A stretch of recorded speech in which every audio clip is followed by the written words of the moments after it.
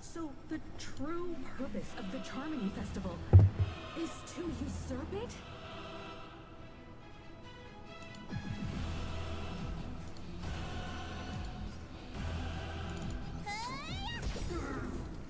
Stand still.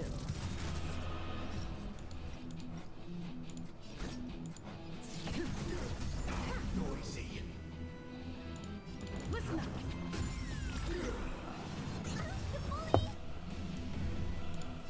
Destined for oblivion.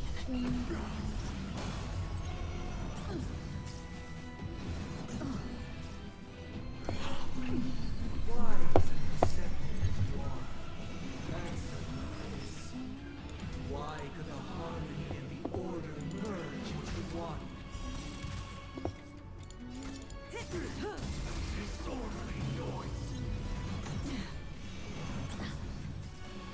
Because neither side could tolerate discord.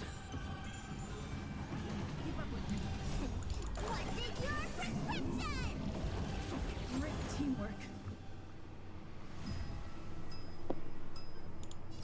Wake up.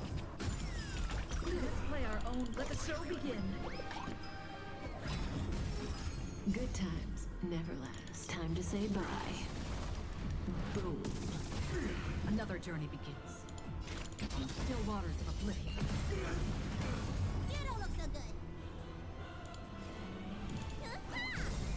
Stand still.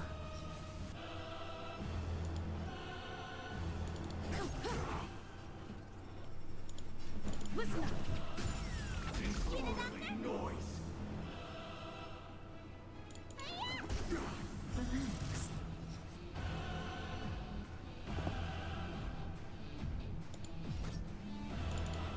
Disorderly noise. Stand still. I weep for the departed.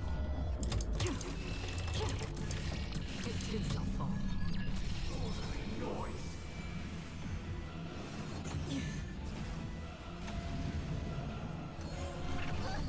Sink into a dream.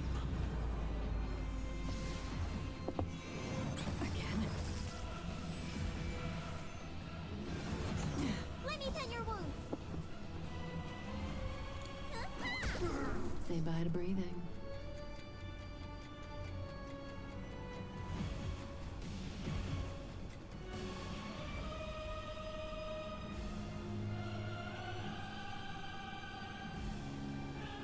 Time to move.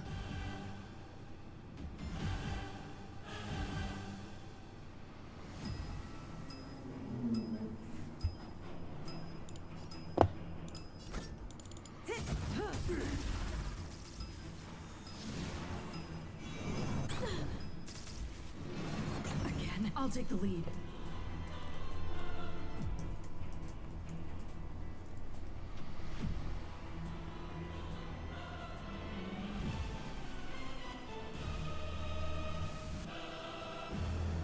Stay alert. Don't let his tune distract you.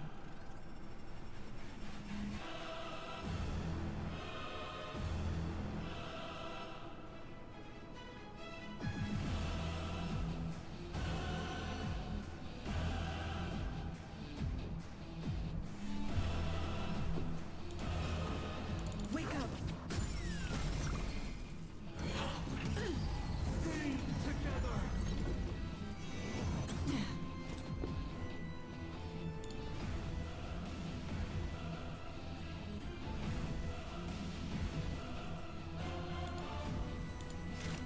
On still waters of oblivion. Say bye to breathing.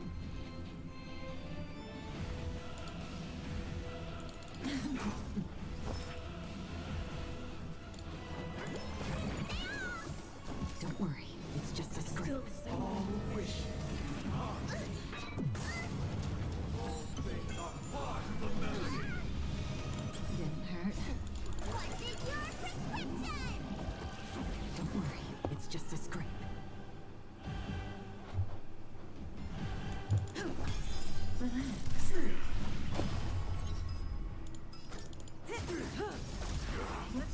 own. Let the show begin.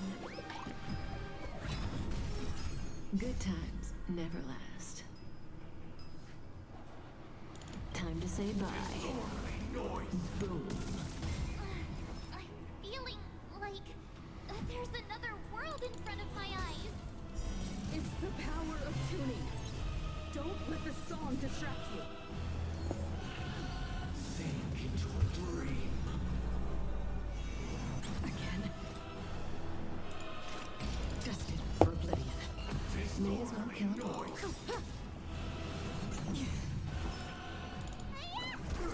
Relax.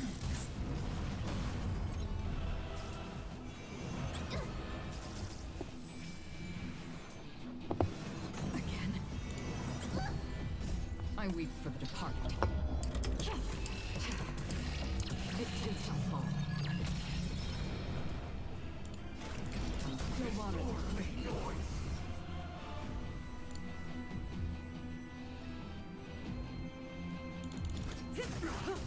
Disorderly noise.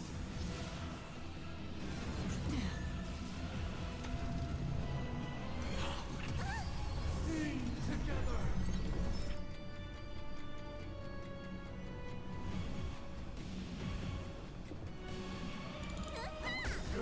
Stand still. Keep up with me.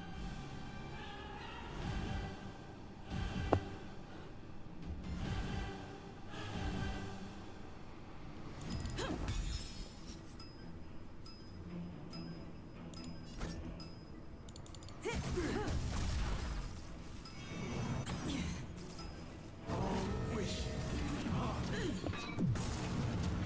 noise is fading. Time to show you. What's in your prescription? Great teamwork.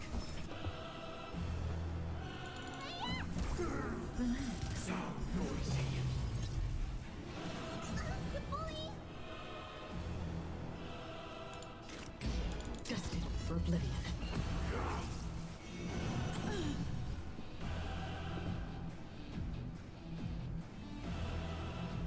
Listen up.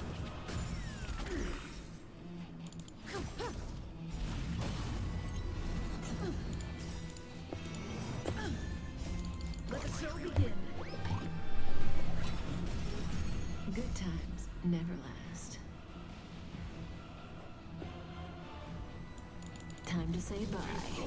Boom. Enjoy eternal peace. Stand still.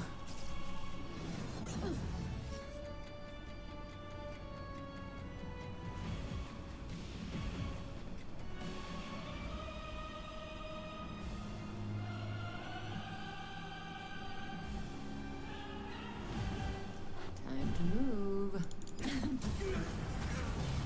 That's half the work.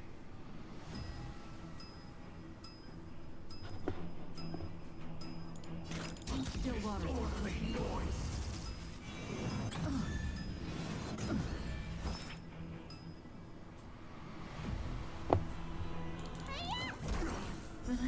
Disorderly noise.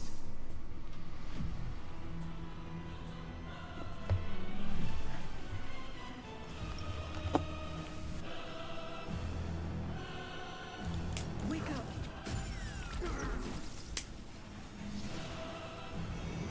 Didn't hurt.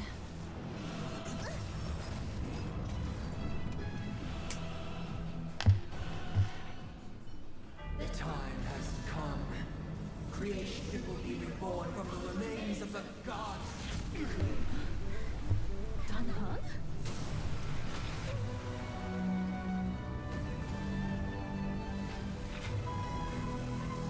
Radiant spirits, heed my word. Show no mercy!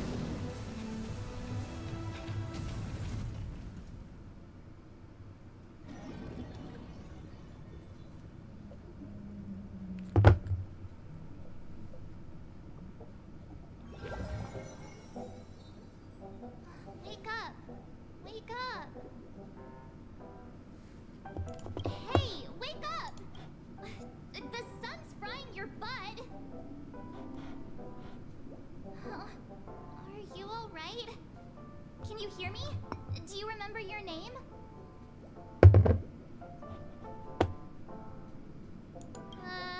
Kind of. It was General Jing Yuan who helped us shoot it down.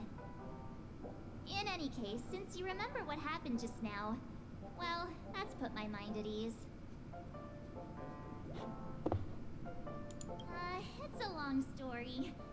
Simply put, Don Hung used the Jade Abacus of Allying Oath when we were in the middle of a fierce battle, and summoned the General to help us just in time. And then we returned to reality. Look, this is your room. Everyone else has also returned from the dreamscape.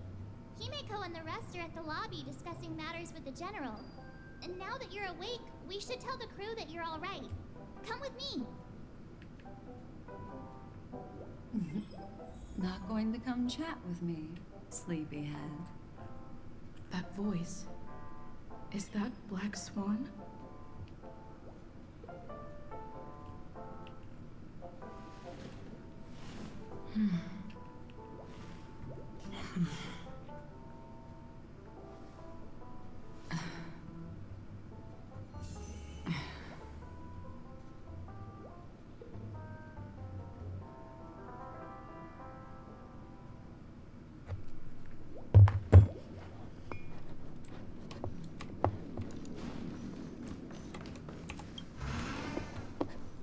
Hey, where are you going? Hey, we meet again, sleepyhead. What's Miss Black Swan doing here? Nothing, Miss March. I noticed she was awake and wanted to check to see how she was doing. Though the strike from the General was timely, its destruction was also immense.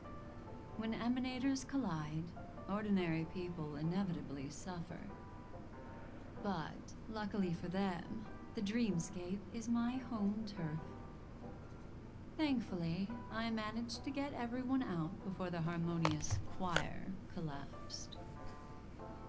Oh, so that's what happened.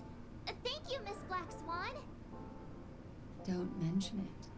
After all, I wouldn't want to see such precious memories vanish. You're heading to see your friends, aren't you? Would it bother you if I walked with you for a short while? Of course not.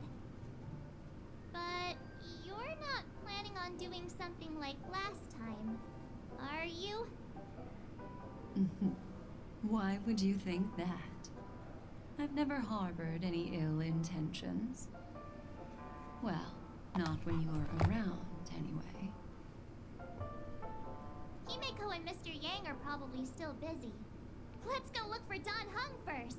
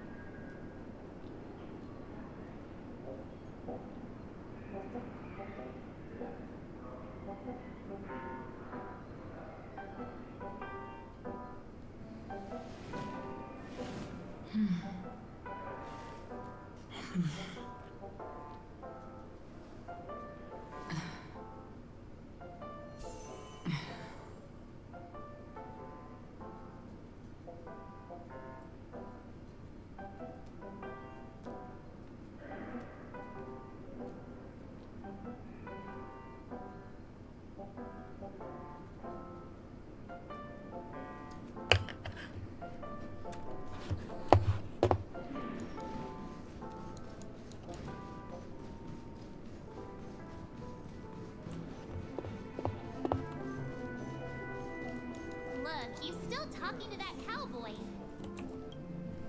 You're awake. How do you feel? Well, fork me.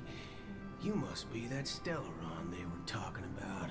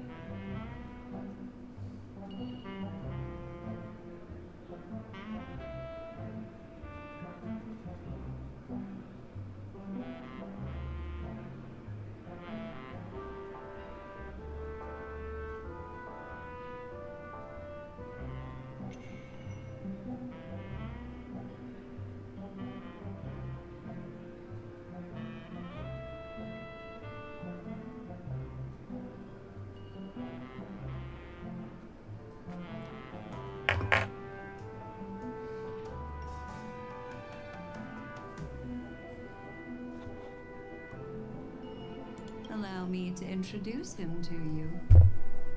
This is Boothill, a Galaxy Ranger.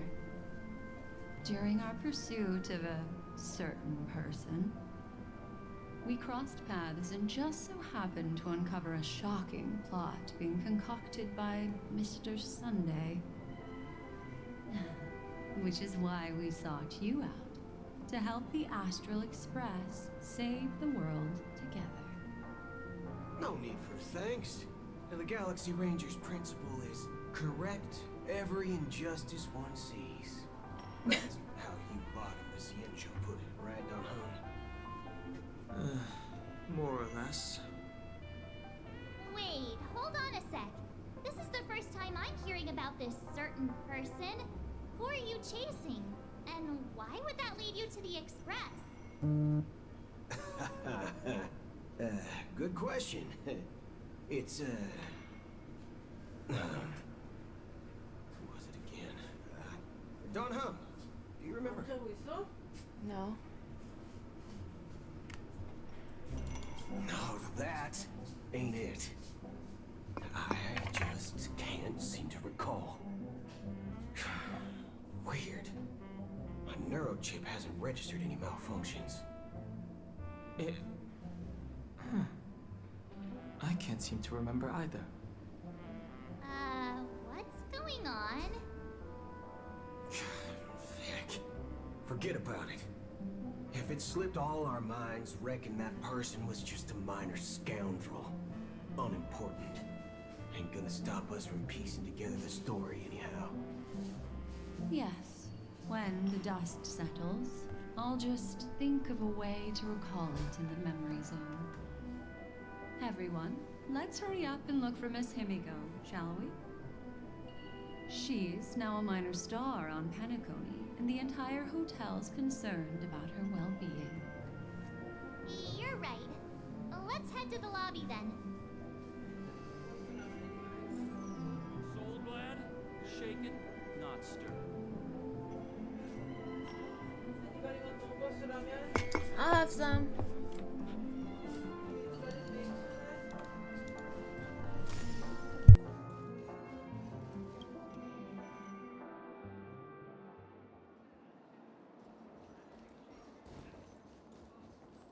Look, they're with the... That's all right. In these times of conflict for the sake of utmost safety, it is only right that the Alliance steps forward to mediate on behalf of the Astral Express. We must not allow you to take unnecessary risks. Furthermore, despite the IPC's eagerness for success, it prioritizes peace above all. And the family, trapped though it may be, professes a desire for harmony. The Alliance has always won people over with reason. I firmly believe both parties can indeed put aside their differences and come to a peaceful agreement. The General possesses a deep understanding of the greater good. With the Cienjo Alliance mediating, peace for Penacony is within reach. You flatter me. But ultimately, it's been all down to the Express. Without your efforts, this sweet dream paradise would have been claimed by the last remnants of order before there was even a shot at peace. Well, would you look at that? Here comes the big hero.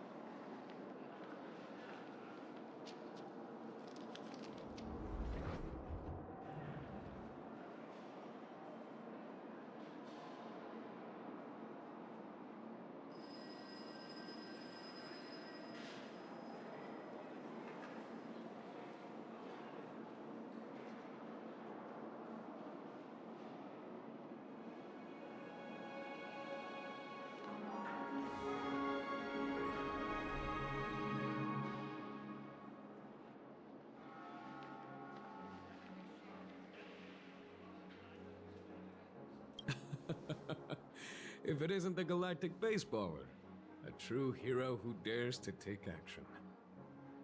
Are you okay? I heard you couldn't wake up. Are you feeling unwell? Don't worry, Mr. Yang. There's nothing wrong with her. She practically burned through a lifetime's worth of jokes on the way here. What about you, Mr. Yang? I heard that even Miss Robin wasn't spared. And that guy locked you both up. It's a long story. But at least Mr. Sunday took it easy on us. He used an ability called tuning to connect our consciousnesses with his. In other words, he imprisoned us within his consciousness. Thanks to General Jing Yuan's destruction of the Harmonious Choir, we were able to escape. He used that tuning on us too. Does that mean that we were almost imprisoned as well? I can confidently say now, he was truly after a fair fight with us. Had he wanted, he could have easily taken us down, without so much as lifting a finger. Speaking of the Oak family head, where is he now? It's complicated, but in a nutshell, he's now the former Oak family head. The IPC has named him the key figure in the family's Penacony split, citing a threat to cosmic peace. He must represent the family and answer for the unrest caused. His trial is set to take place at Pier Point. The family quickly labeled him and the remnants of the Order as enemies, declaring the turmoil an internal rebellion. This move effectively barred the IPC from intervening in family affairs on both moral and rational grounds. Everyone really has their own agenda, after all. Then, what's going to happen to Miss Robin? She and Sunday won't be able to deny their involvement in the Charmony Festival. They're siblings, after all. Why the sigh, General? I can only say that this incident is an unexpected mess for the girl. The Alliance will try to persuade the family to consider this matter carefully during mediation. It's time, everyone. The IPC's key members and I have agreed to consult one another before the upcoming negotiation. Do any of you wish to sit in? Given the General's invitation and the matter's significance to the universe, the crew will naturally accept. However, if the IPC has any reservations... Why, of course you're welcome. They've mentioned that your team is a trusted ally of the IPC in Penacony, so there's no reason not to welcome you. Besides, if there can be reliable observers from the Astral Express present, discussions will go more smoothly. So, what do you all think? Well then, we shall oblige. I'm kind of allergic to those types of situations. I think I'll just head back to my room and start packing. Not to worry. Himiko and I will take care of things. I'm afraid I'll also have to return to the Express first. The conductor is worried about us. It's best I go and explain the situation. Thank you. What about you, hmm? Will you join Welt and me? Or have you got other plans?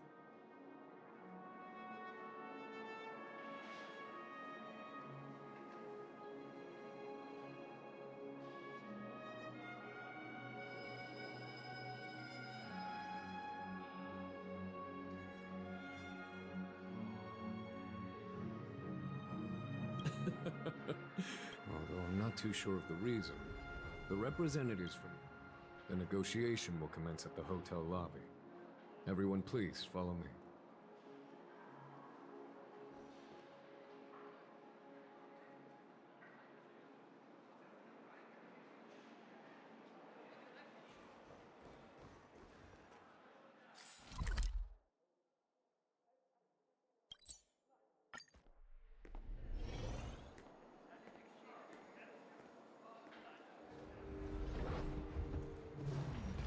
Mr. Aventurine and Miss Topaz are here too. Oh, and who is that over there? The Intelligentsia Guild's Dr. Ratio. This assembly is quite something.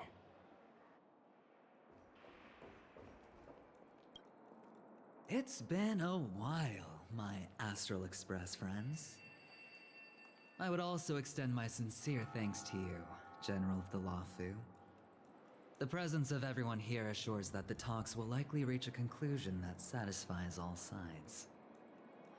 Oh. Looks like everyone has come with expectations. Care to share? Of course. Topaz, if you please. Sure, leave it to me. In summary, it's good news. After much deliberation from the Strategic Investment Department's Council, the absolute majority of members have agreed to the following resolutions. In light of long-term considerations for interastral peace, and by authority of Pierpoint HQ, the Strategic Investment Department, on behalf of the Interastral Peace Corporation, will permanently relinquish its claim on Penacony sovereignty and offer unconditional support of the family's rebuilding efforts on Penacony.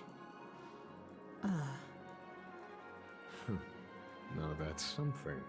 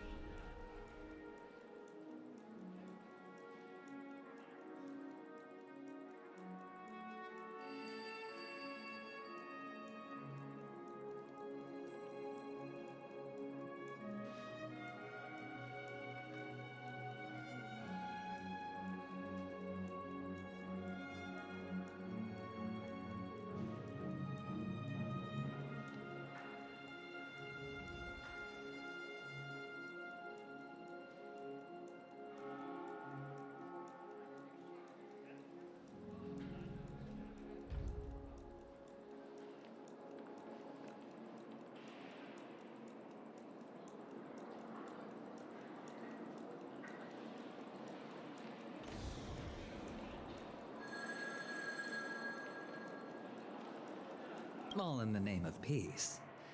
That's our motto. Has the IPC finished sharing all its thoughts? Then it's our turn. The Guild, much like the Genius Society, has taken a keen interest in the recent calamity in Penacony. Ultimately, both parties have agreed to a comprehensive collaboration, offering technical support for the reconstruction of Penacony. The floor is yours for the finer points, Mr. Screwlum. Enlighten us, please. Organic life's unrelenting search to understand the realm of inner spirituality is something I both admire and envy. Inorganic life has no mechanism to evoke dreams. But when my mechanical impulses are activated, my inspiration circuits will start to operate, and I will enter a state defined as imagination. Every time, within the realm of imagination, there emerges a fire from the shadows. It is warm, bright. I frequently ponder this flame might represent the essence of intelligence. A cluster of inspiration ignited by high temperatures. The future direction of the universe may well lie within it. Alas, they are nothing but projections of my thought system to me. Desired, but unattainable. But after learning of Penacony's accomplishments, I have come to realize that the flame is not beyond my grasp.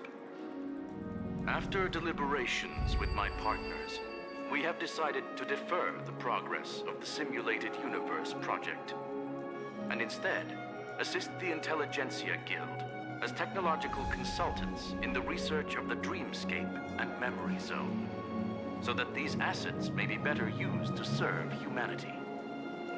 Not only that, we've also established contact with the Garden of Recollection through the IPC, and they've pledged their support for our research endeavors. I'm truly happy for the Dream Chasers on Penacony. The cosmos' brightest and, let's admit, dimmer intellects are now at their service.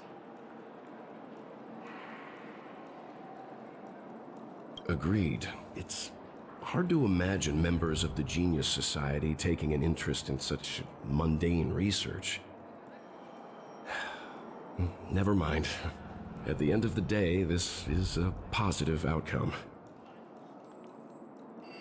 No wonder everyone insisted that she be there. It heartens me to learn that everyone is willing to put aside their differences for Penacony's plight. I trust that everyone will surely reach consensus in the upcoming negotiations. Looks like Penacony's future is decided. I'm wondering, is there anything else the crew is concerned about? Peace is our greatest wish. Beyond that, we desire nothing else. Well, that's good. Now that everyone's minds are at ease, I shall take my leave. You may now depart with peace of mind. The Alliance will deal with all subsequent procedures. If that's the case, it appears that we have nothing else to worry about on Penacony. Looks like it's time for us to embark on a new voyage. Sounds good to me. You two head back to the Express first. I'll pick up March and deal with the checkout procedure. Oh, also, Miss Black Swan, you have a matter to discuss with me, yes? Nothing escapes your attention, Miss Navigator. You've been with us this whole time, huh? In any case, she and I will be waiting for you in March on the Express. Let's go. Our time on Penacony has come to a fruitful end. Penacony's journey ends here. I guess it was pretty fruitful.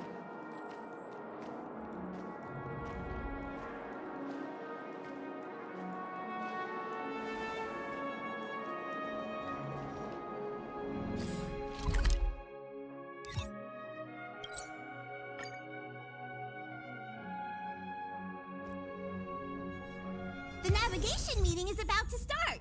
We're all waiting for you. When did the Express become so lively?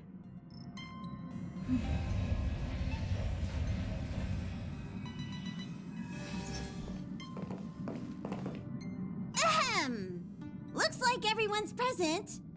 Let the navigation meeting commence then. This a meeting to decide our next stop? How we doing this? A show of hands. Hold your horses, cowboy. It's for those to decide.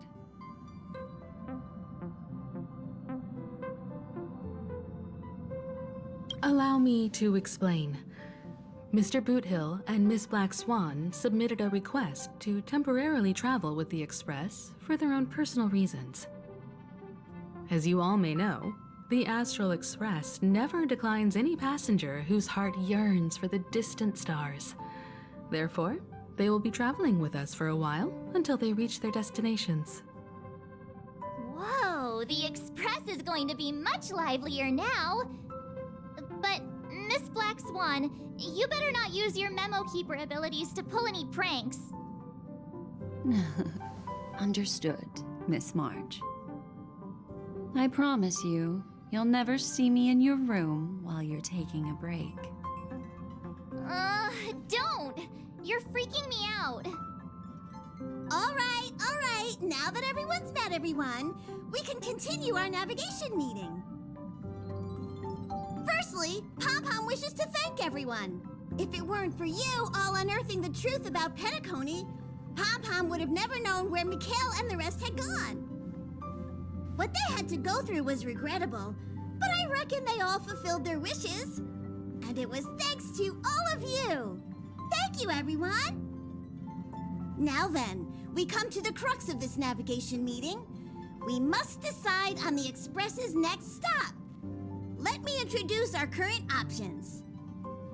The first choice is from Himiko, the oceanic planet of Lushaka, a planet composed entirely of water. Many aquatic races reside there. Of course, it's also the home planet of the venerable, nameless Mikhail. The second choice is the agate world Melustanen, suggested by Welt. It's famed as one of the initial sites of the Stellaron disaster, and the place where the beauty Idrilla ascended. Today, it's celebrated as a planet of undying allure. The third choice is Edostar, a planet nestled within a vast ion storm region, currently under assault by the Antimatter Legion. However, the distress signals from there have recently ceased, prompting the IPC's wish for us to check in on the situation. The last choice, courtesy of Black Swan, is the glass belt Petravia, a massive belt of asteroids that was turned to glass by the Lord Ravager Zephyro. These days, it's apparently known to house one of the branches of the Morning Actors Troupe. Ooh, so many options. I'm seeing stars already. Next up, everyone will select the destination that they wish to visit, and then we'll put it to a vote.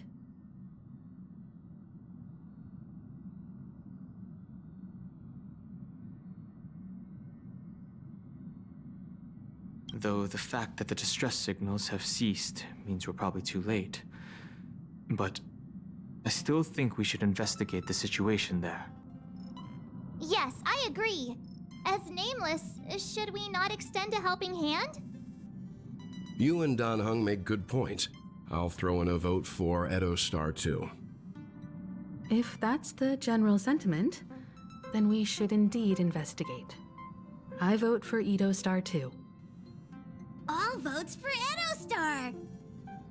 Looks like we have a winner! Next stop, Edostar! Then this navigation meeting is adjourned. I'll go check the warp jump coordinates. Everyone can catch up on some rest in the meantime.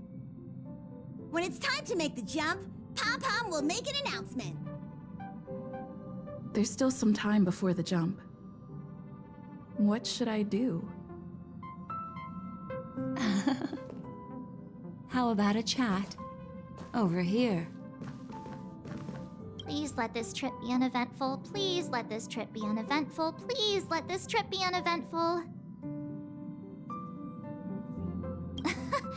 What's with you and always copying the way I talk? The last couple of trailblazing expeditions have been downright terrifying. It's about time we had some fun, cozy, and cute adventures for a change. Come on, start praying with me. Please let this trip be uneventful. Please let this trip be uneventful. Please let this trip be uneventful.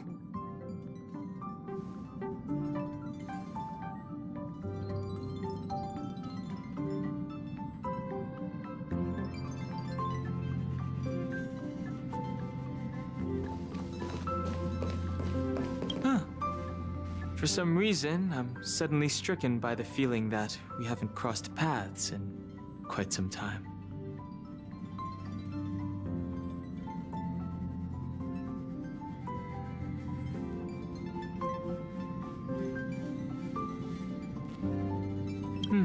Perhaps the joy of reuniting after a long time can also be considered just another part of the trailblaze.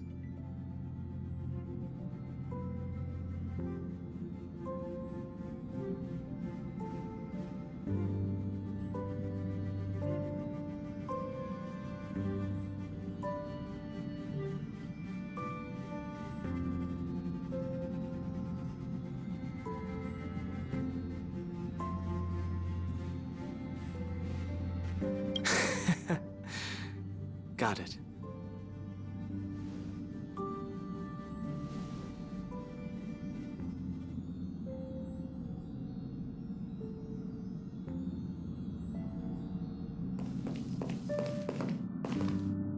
This Astral Express sure is comfy. But I got one tiny problem with it. How come there ain't no potent drinks on this ride? I can live without malt juice, but at least stock something else. Like that white gem. Common as dirt and not too pricey.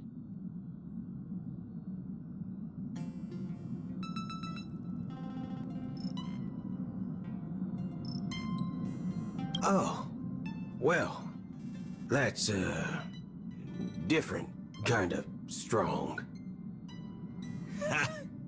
All these years out in the wild, and now I'm bunking in luxury. Gotta say, it's quite the treat.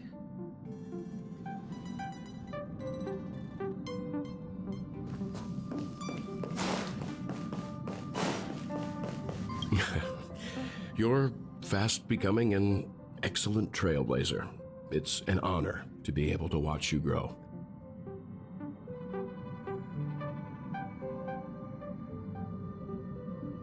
Don't downplay your achievements. Everyone has witnessed your growth. I've known many warriors in my time, and only a few achieve the kind of growth you have. Back home, where I'm from, you'd be rated at least an S tier.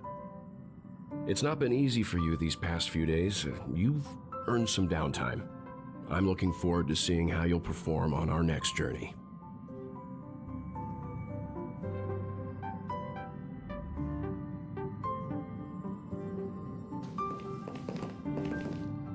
Come to think of it, this trip to Penacony was the first time we trailblazed together, wasn't it?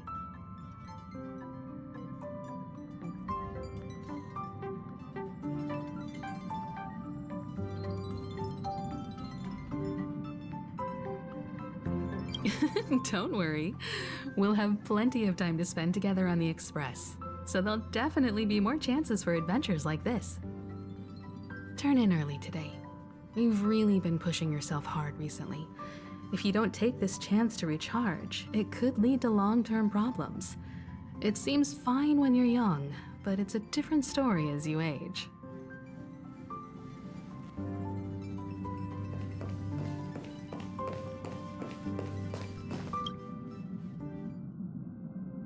Oh, you're here. Seeing your reflection among the stars in the porthole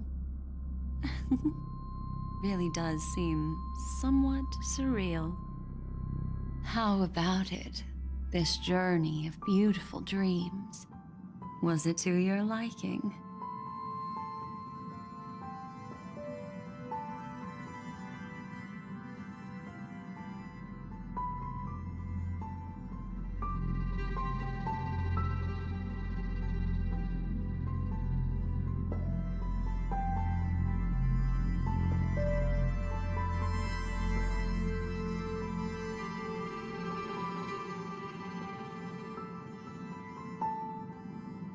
I can feel your obvious excitement.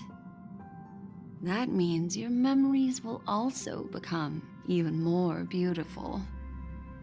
So, how about you hand that small parting gift back to me? I'm quite eager to have it back.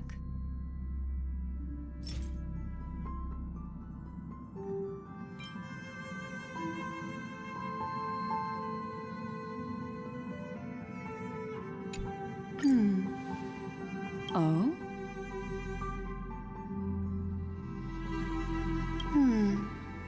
Never mind. I just stumbled upon a particularly fascinating spot in your memory. Before I explain, I would like to apologize to you. This farewell gift I gave you isn't really a compass from the memory zone, but merely an empty light cone. Remember when we entered the hotel in the dreamscape for the first time, and I procured a few trinkets from your companions? Their functions are similar. This way, I can always be attuned to your location, ready to assist immediately if you encounter any threats.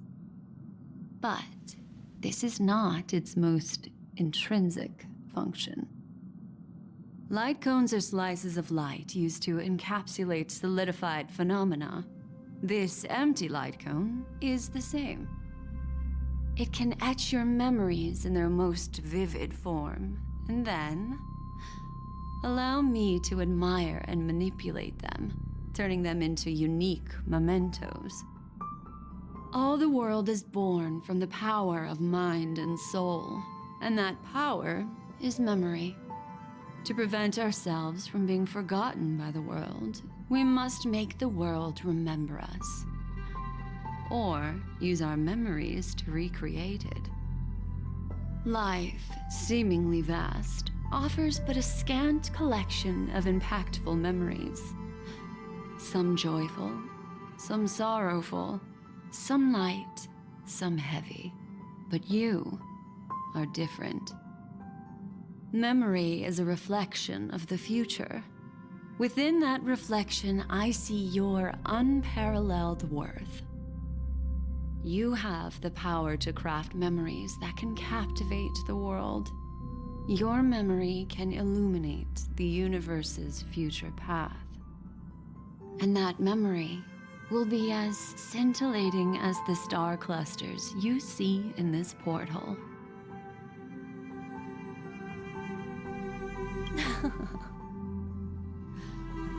The memories I have of you are not enough for me to predict a future that lies too far ahead. But I can tell you one thing. My favor towards you stems from a more profound reason. The reason is simple. In this grandiose and ostentatious dream of the families, only you personally experienced the entire course.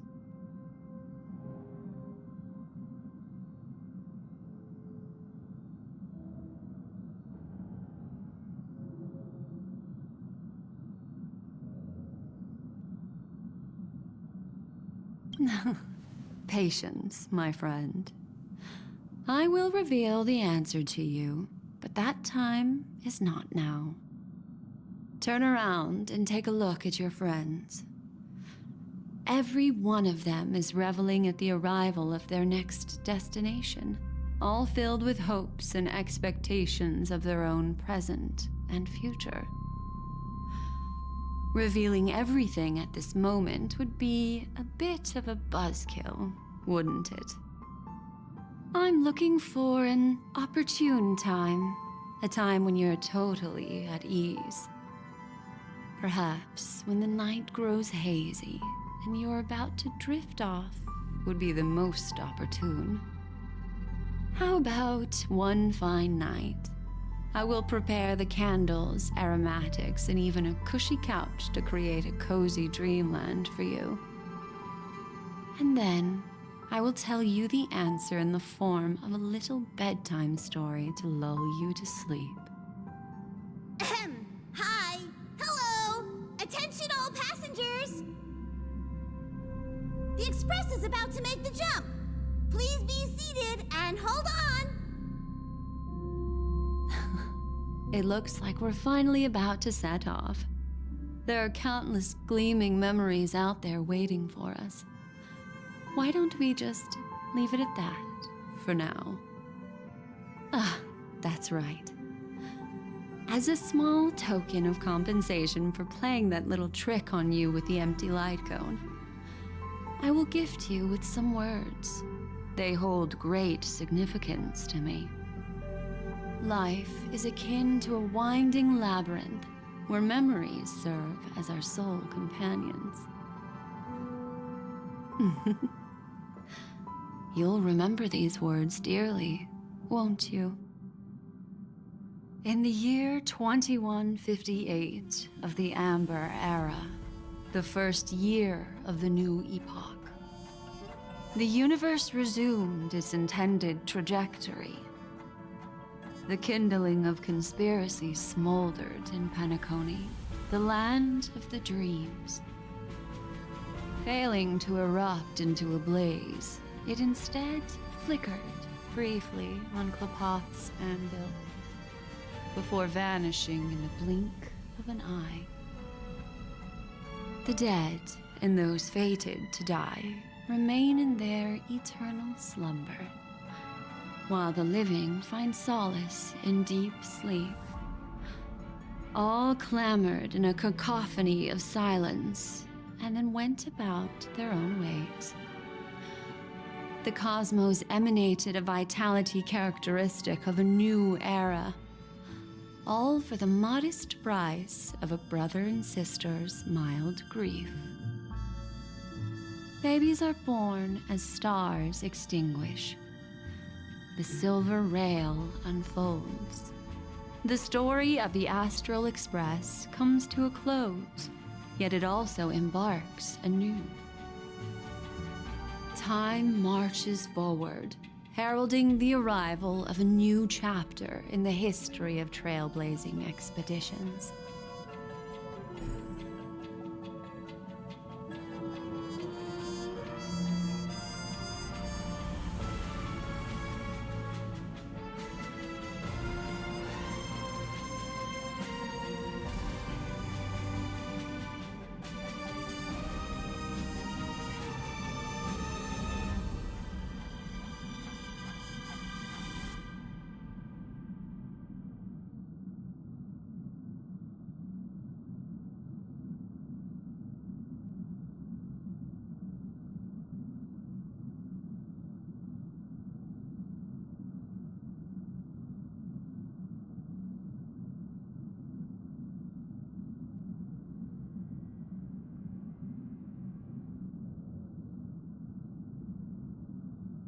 Countless shooting stars streak the sky tonight. If you can pick the right one, it will carry your wish to thousands of distant worlds. You're feeling very relaxed now, aren't you? So, then, it's time to tell you a little bedtime story. Well, let's start with a conclusion. The crew was defeated in the battle against Sunday. Everyone in Penacony failed, and no one survived. But don't panic. The truth, as horrifying as it may be, is not yet irreversible. There's still a glimmer of hope, and that's why I'm here. Next, I'll use this empty light cone that carries all your memories to relive everything that happened before. And when this story reaches its end, I'm sure someone as clever as you will notice that. There's a major flaw in the story you have experienced, yet within that flaw lies a glimmer of hope. Are you ready for it? Do you remember everything? When the clock turned back, the Express started a warp jump, sending you to a strange dream. You were bewildered back then, and then a Galaxy Ranger named Acheron showed you a way out. When you arrived at the Reverie Hotel, you met the doorman Misha and had a confrontation with Aventurine, an IPC representative. Thankfully, Acheron appeared again and helped you. After that, you saved Firefly and explored Penacony together. During the tour, you ran into Sparkle disguised as Sampo and accidentally entered a child's dream. There, I rescued both of you from death, but Firefly didn't return to reality. She realized the truth and tried to involve you in her plan, but that resulted in an accidental death.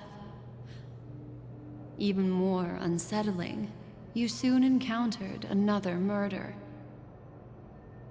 The 2 cases of death prompted you to investigate the truth behind the sweet dream. Despite your efforts to gather information about the 2 victims, you didn't make much progress. But you did learn about the Watchmaker from Gallagher. Meanwhile, Aventurine was secretly carrying out his scheme, in which you were one of the pawns. In the midst of a fierce battle, Acheron revealed her true identity as an emanator of the Nihility and unsheathed her sword. That strike foiled Aventurine's plan and opened a passage between the Sweet Dream and the original Memory Zone. Upon your arrival at Dreamflux Reef, you learned the truth that death was actually dormancy, as well as the truth about the dreamscape, the Stellaron, and the bellboy, Misha. You split up with Sunday and Robin, looking for a way to seal the Stellaron. However, it turned out that Sunday and the Dream Master had their own hidden agenda. And you had to engage in an ultimate duel on the stage of the Charmony Festival. Finally, the story reached its conclusion. You emerged victorious, with the Trailblaze triumphing over the Order, and Penacony embracing a bright and peaceful future. This marks the end of the thrilling journey in Penacony. I'm sure you've already noticed something unusual, haven't you? The major flaw, which contradicts all the known information, hides in this story.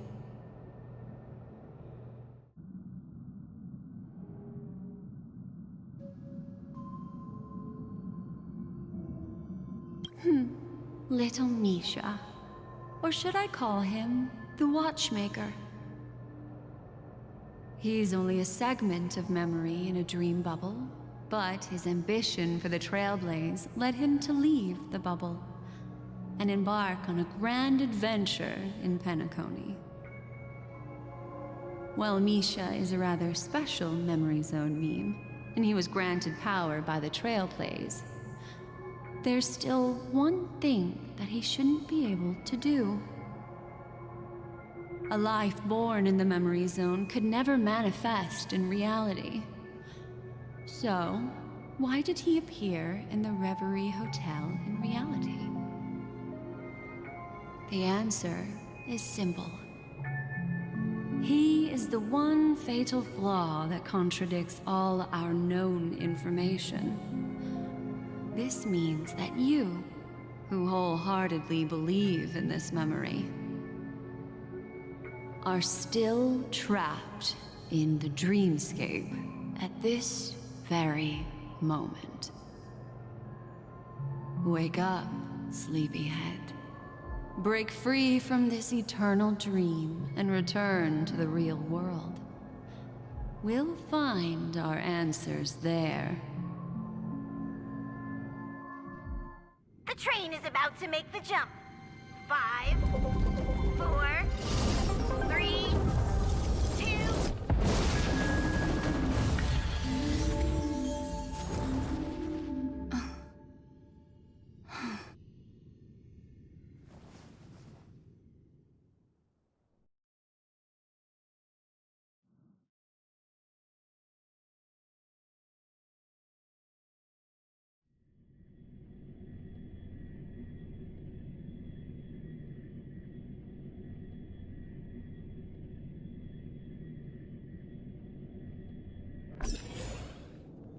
This way, darling.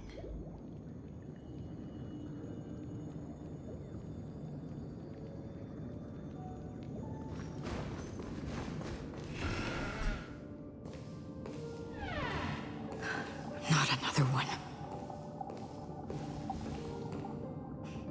Thank you so much, Black Swan.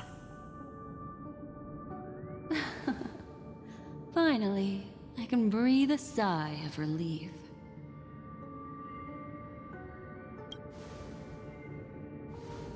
I understand you must be confused, and we'll do our best to shed light on the situation. However, before that, it's essential to know that this place is the rift between dream and reality. A place reserved only for those who have awakened from Enna's dream. Do you remember Sunday's ambitious plan? He intended to harness the power of the Stellaron, the collective will of over 100,000 Oak family members, and the desires of everyone in Penacony to usurp the harmony and restore the order. Unfortunately, it didn't stop there. From the early days of our journey into Asdana, we were already affected by the Stellaron. That strange dreamscape where we met.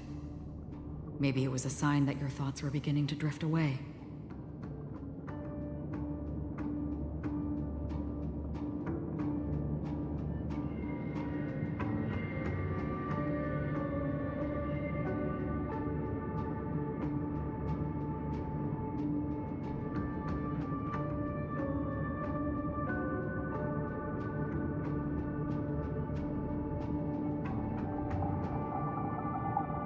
I don't think the goal of the Order was to put everyone into a deep sleep. Quite the contrary. They used the Stellaron to catalyze the leakage of Asdana's memoria into the material world, allowing the dreamscape to blend with reality. And that included a lot of memoria from the Beyond the Sky Choir.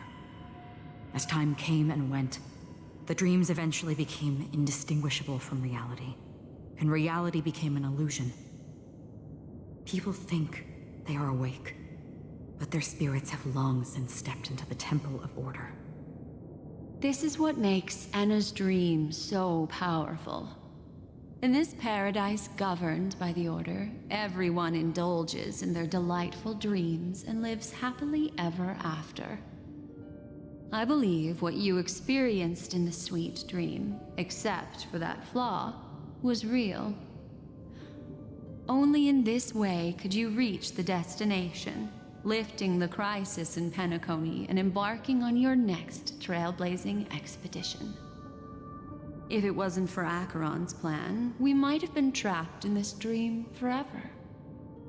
Fortunately, while the path of the Order governs all things, it can't affect the Nihility. I came to realize this when the Dream Master tried to expel me at any cost. This is also why you felt a sense of peculiarity when traveling with her. Well, I'm not as fortunate as she is.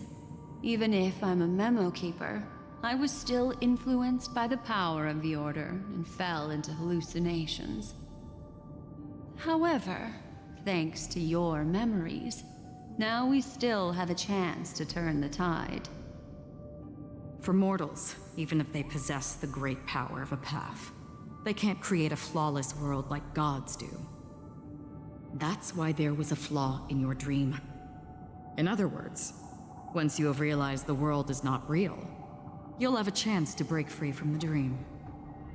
The flaw in your dream lies within Misha, who could have never appeared in reality. When I turned the pages of your memories, I realized that I was in an illusion too. Now Sunday has usurped the power of the Harmonious Choir through the Charmony Festival. Asdana has thus fallen into Enna's dream, transforming everyone equally into the notes of the Aeon. Failure doesn't mean weakness. Only the strong can gather the will to resist the Order and try to break free. We still have a chance, though. To make it happen, please, Black Swan, guide us to those with a strong will. All right, please come with me. These people are... They're the ones who accept Enna's dream and indulge in their happy illusions. We have no means to wake them up now. Not even your clockwork will do the trick. However, there...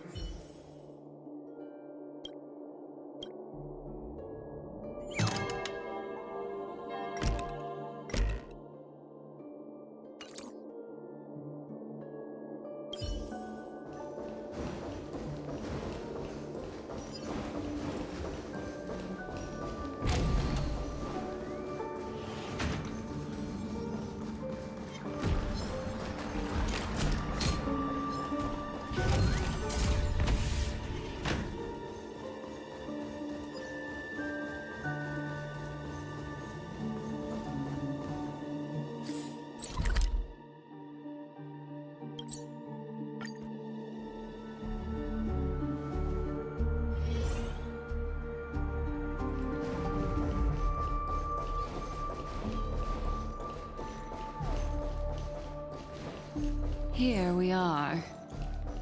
It's... Robin?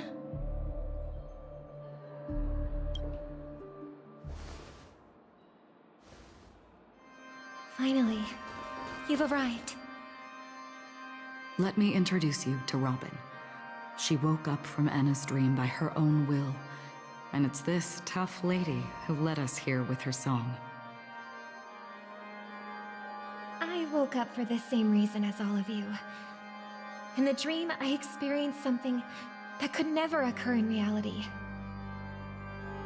Are we going to lock it up in a cage? I want to see it fly freely in the sky. Without us, this bird would be too fragile to survive on its own. Do you want it to die? No, but... Then let's take care of it together until it can return to the sky. Huh? Birds have wings because they're meant to fly. Even if they may crash on the ground one day, they shouldn't be trapped in a cage.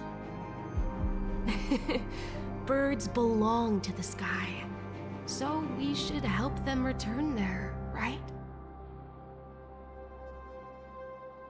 The illusion was so impossibly blissful that I realized it was just a dream.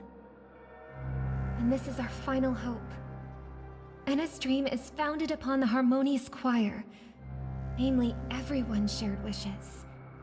It will only materialize once the aspirations of all beings in Penacony merge as one. At present, it has become impervious due to people's desire to remain slumbering within the dream. And in order to destroy it,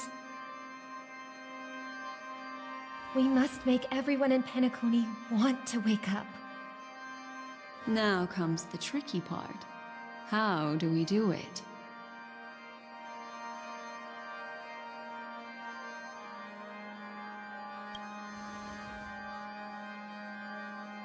Humans yearning for sweet illusions borders on obsession, leading them to subconsciously resist the harsh reality. Therefore, I carefully selected a moment where she was completely unguarded, guiding her to uncover the truth herself to make her regain her consciousness. However, to wake up everyone in Penacony and get them to share the same determination, that would be nearly impossible. Indeed. I'm afraid it's almost as difficult as resurrecting an Eon. But we can't just stay here and do nothing. This is a critical moment for the whole universe. Who cares about some dumb number?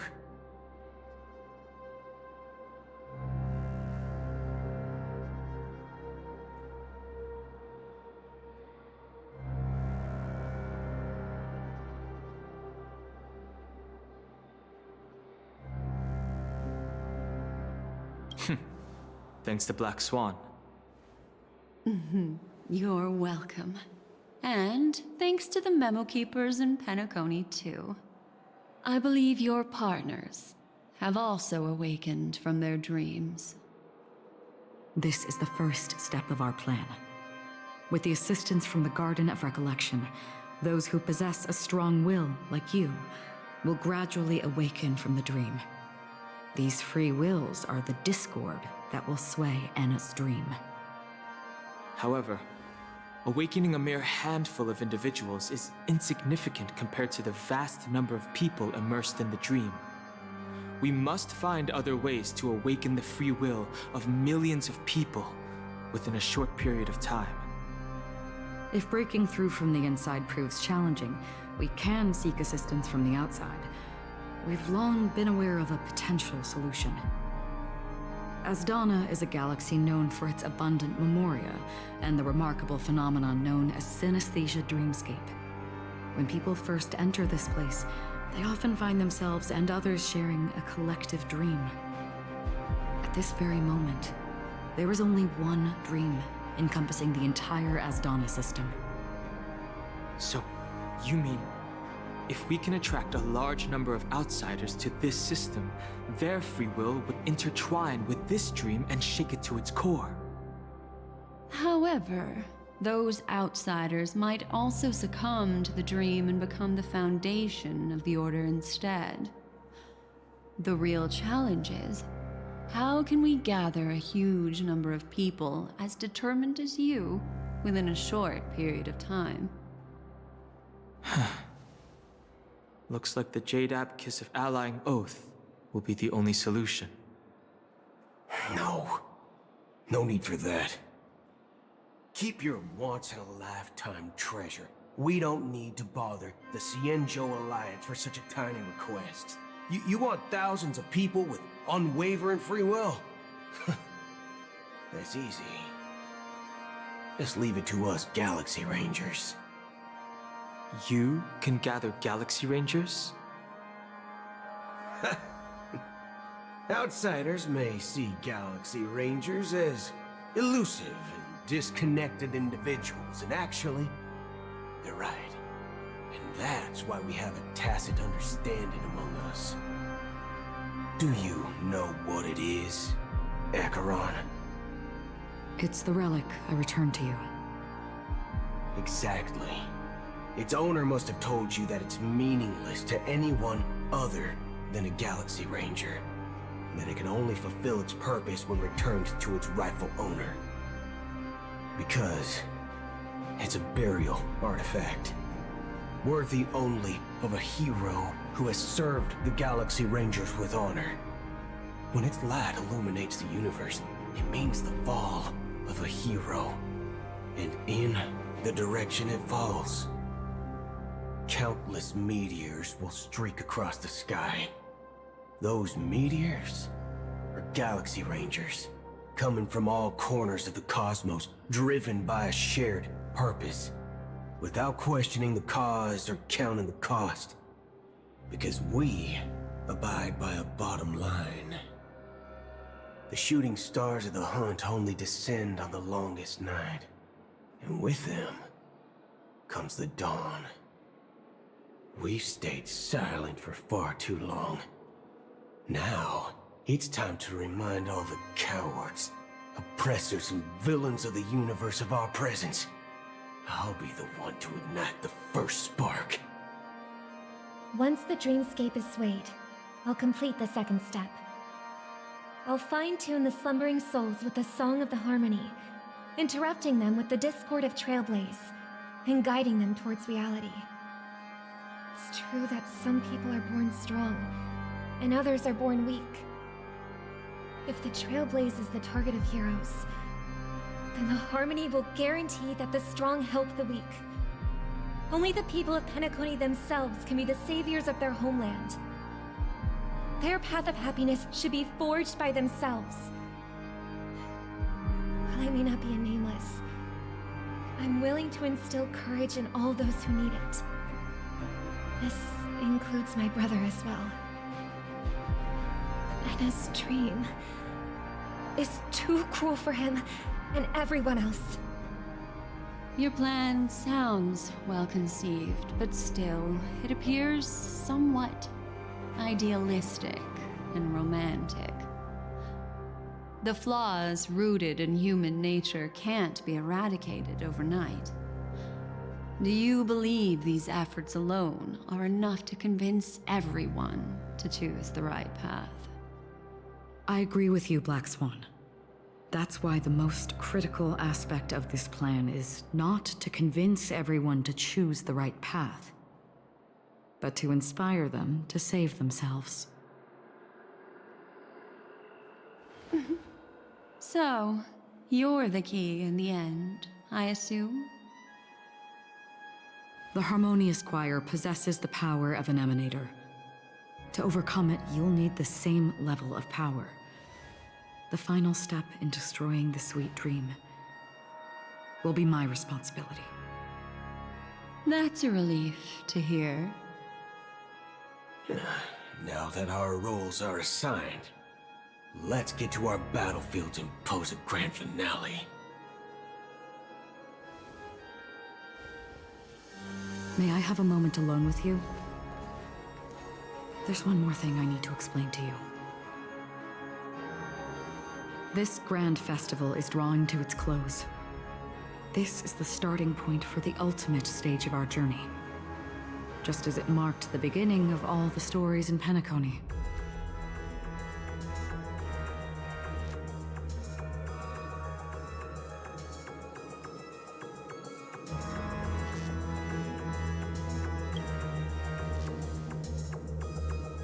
Indeed. She was the first to discover the world beyond the shores of death, and shared this truth with all of us. There's something you should know. We were able to locate you within this boundless dream, and find the key to breaking free from the dream. All because of one person's unwavering dedication. Firefly.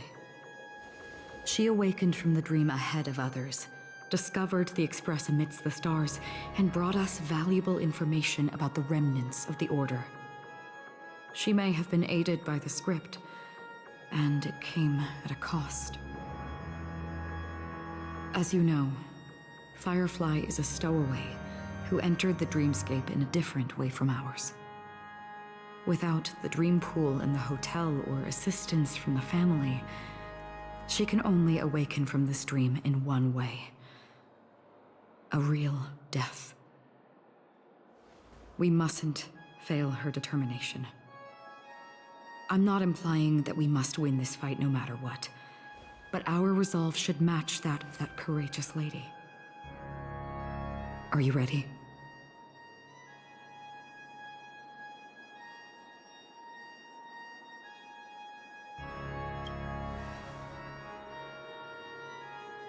Very well. Now, please close your eyes.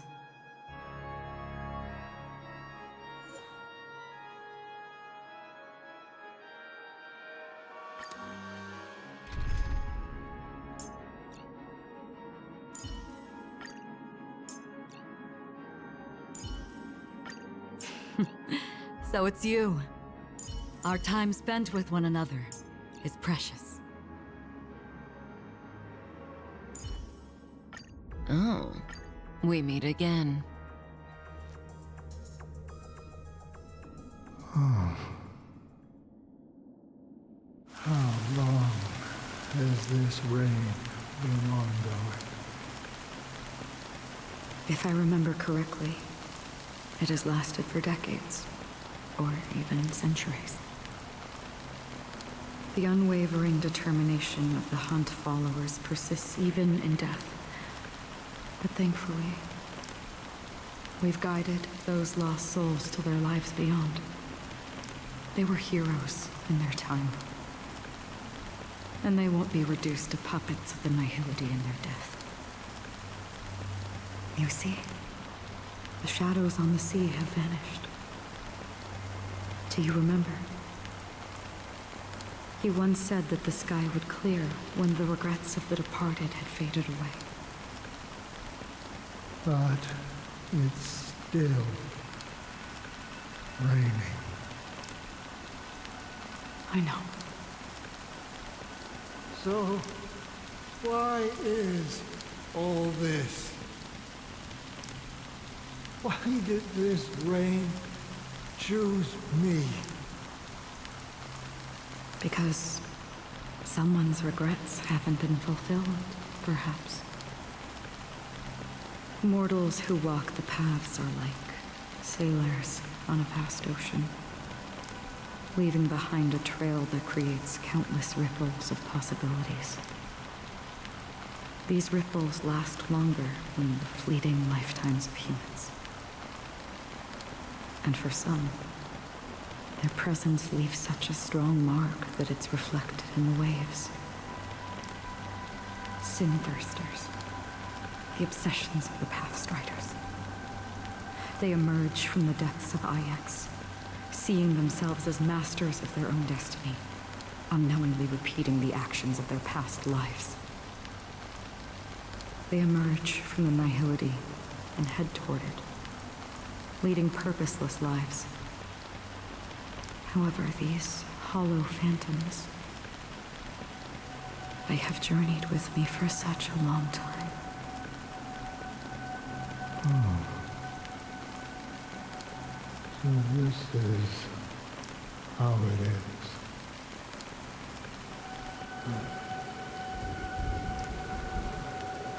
I'm already dead. Yes. Are you watching over me? This is my duty as the Watcher of the Acheron. I'm guarding the path to the abyss of the Nihility, guiding every soul reluctant to become one with it. Back to this side. But if this is what the departed ones expected, should you try to change it? I don't know. But someone once told me that when the inevitable moment came, he hoped that someone would stand at his grave and place a bouquet of flowers. Even if it doesn't make sense at all? Some tasks have to be done, even if they are pointless. I have experienced that much already. Please extend your hand and then close your eyes. I'll carry your wish with me and fulfill it. Only then will I be able to put an end to the final regret by the Dead Sea. Will I ever see them again? Yes, that is certain. Because it was you who told me about the Express, your two former companions. The expedition cut short by the Swarm, your narrow escape from death, and your encounter with the Galaxy Rangers. And Penacony, the hometown to which you could never return. Yeah. For countless times, I got rejected by the family and had to pass it by. But I knew that my companion was still there.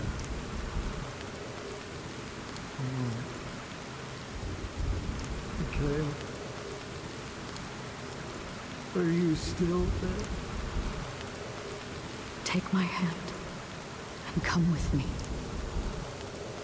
We will leave this place. You'll embark on a long, long journey, shrouded in darkness.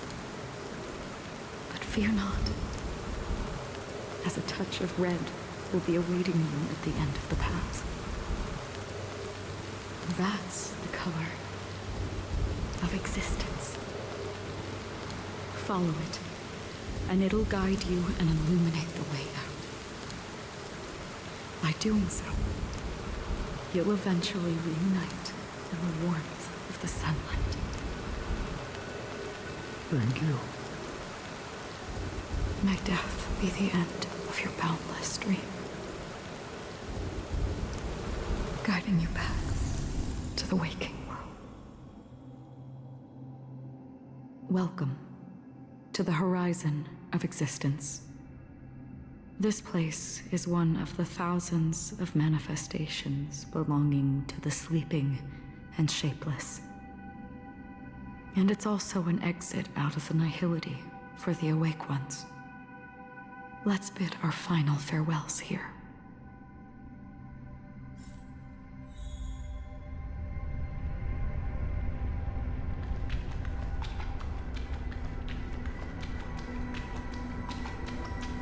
Always distinguish between reality and imagination. All right, Gray?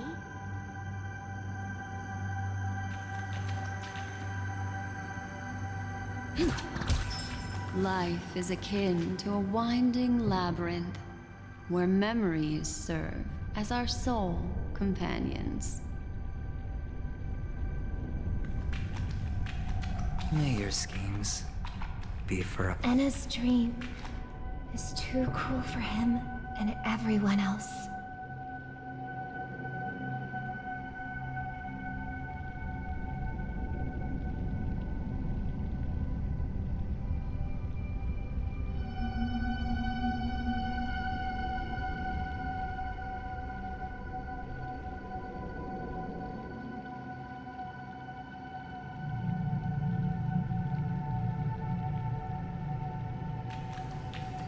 To the imperfect tomorrow. I still remember the question on the invitation letter. Why does life slumber?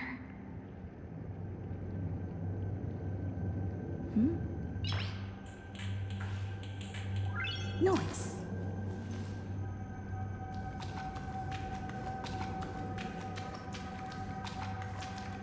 Why does life slumber? We don't know the answer yet, but we're about to awaken from this dream. Or perhaps such is the answer itself. Leave this place, return to where you belong, and awaken Penacony from this dream.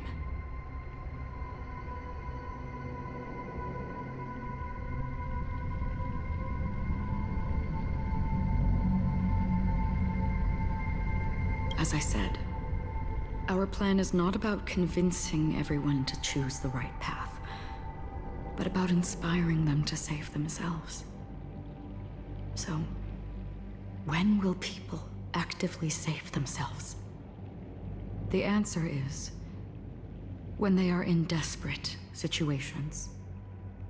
Like a drowning individual in the deep sea. When one's body and mind bear immense pressure, agony, confusion, and despair will follow. I firmly believe that. The fragility of humankind often freezes them in their tracks. But in truly desperate situations, they will strive to save themselves. And now, Penacony has enough heroes to lead them forward. It's through this inherent, self-centered instinct that people exert their utmost effort, even when they know their struggle is fruitless. As absurd as it may seem, it's their resistance. As for now, it is time to guide them, not as a savior, but as a nameless among those mortals. In this way, you will reunite in the warmth of the sunlight. The rain is intensifying. Before we part ways, please allow me to ask a few final questions. So far, you have forged unbreakable bonds with numerous individuals and entities in the Sweet Dream. Might I ask if you fear severing these bonds with your own hands?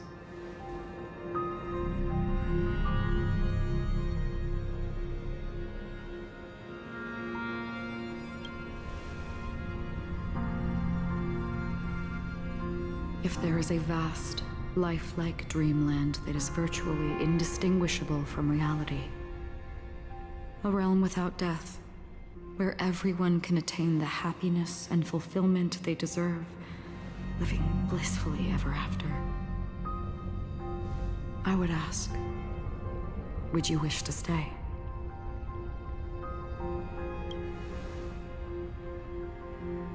Imagine if this splendid dream were fated to fall apart.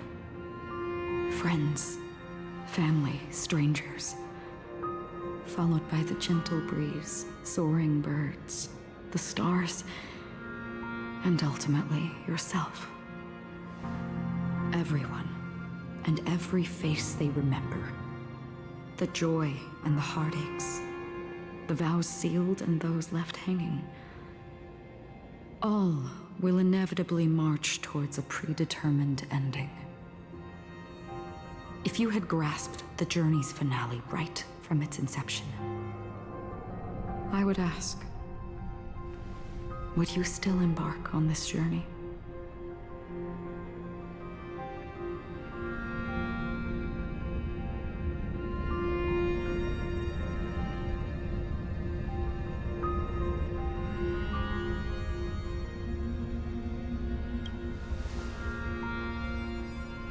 I'm glad.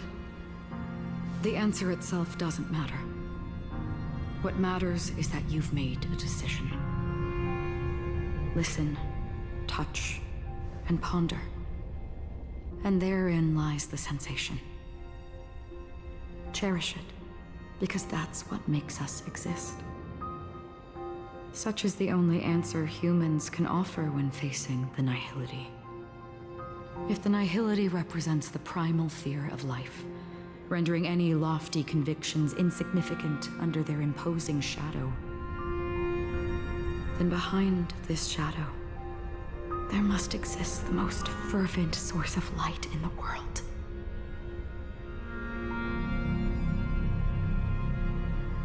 Just as every life that edges closer to death fervently approaches the end of the nihility, we must pursue that primordial light. Now come to think you exist in the nihility, and you watch over others to depart it. Such a task is absurd and meaningless. Nevertheless, someone had to do it. As for the meaning you mentioned, even if it's a meaningless task, I've come this far, haven't I? Even if the future you forge may not even belong to you. It may not belong to me, but it definitely belongs to someone.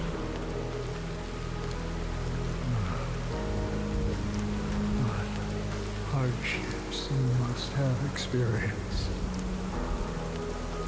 In that case, allow me to do something meaningless too. Please, tell me your name.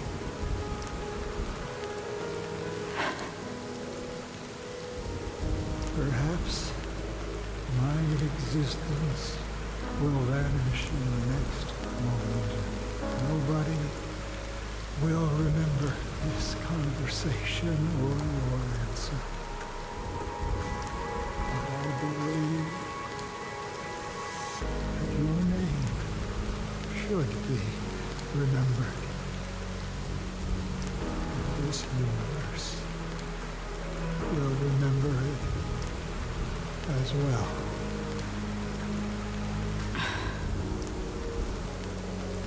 For me, some things are difficult to recall, yet there are others that I find challenging to forget. Such is memory, a creation of the past that blossoms into significance in the distant future. I remember that marks the start of my journey, the origin of the vibrant red hue in my life, and the most fervent element amidst every tempest. That's my name. Raiden Ozenmori May.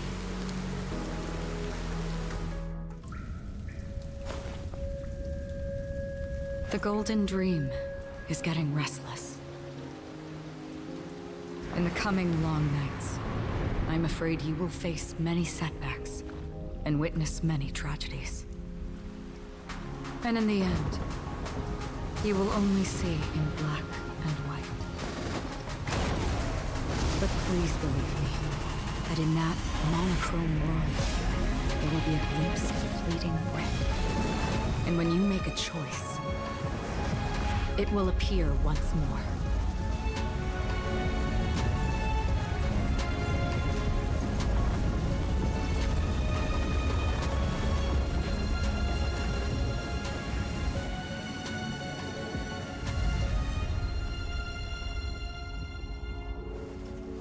What you must do is ponder its significance. Then return to the waking world.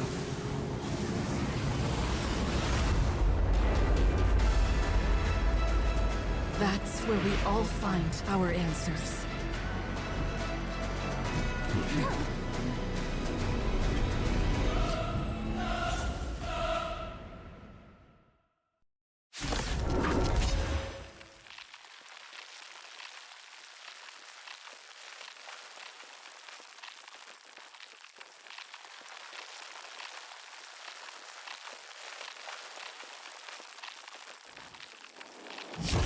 Have you broken free from the dream of order?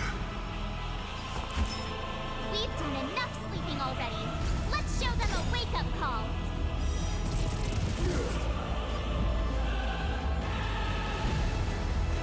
Listen to our song. May as well kill them all.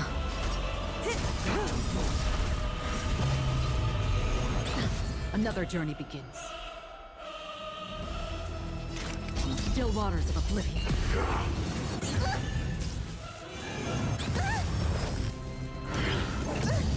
Without order, how can the weak be righteous? Stand still.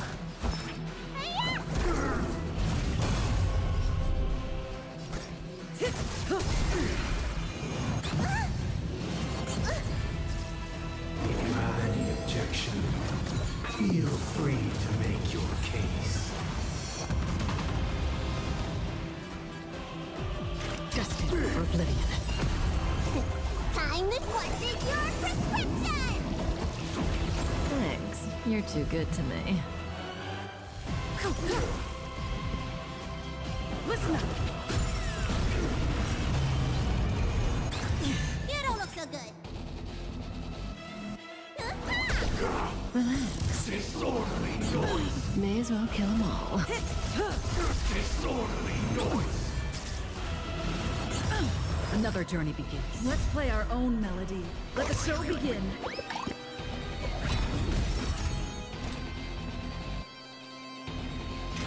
Still waters of oblivion. Good times. Never last. Time to say bye. Boom. Stand still. Wake up. I weep for the departed.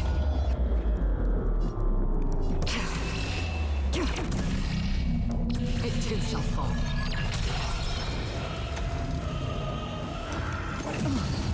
Sink into a dream. Let me tend your wounds. Disorderly Keep up with me. noise!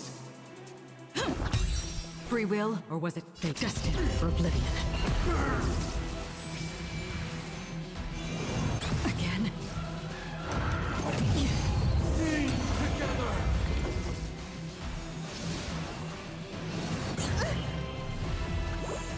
Say bye to breathing.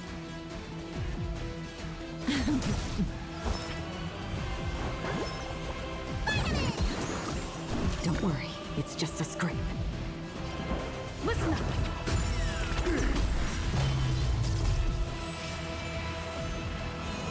Again?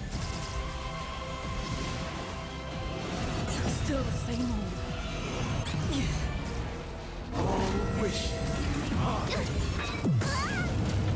noise is fading. Time to show you what's in your prescription! Great teamwork. Now noisy. Relax.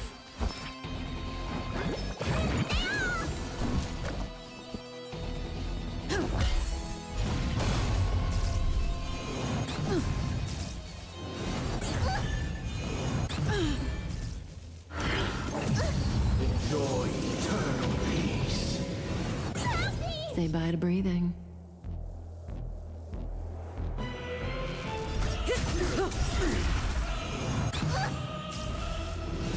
Again? Need a doctor?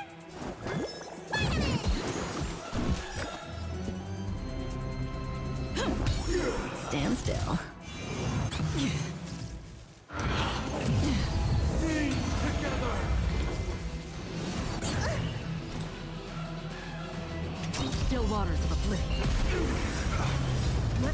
own. Let the show begin. Good times. Time to say bye. Boom. Disorderly noise! The bully! Let me tend your wounds.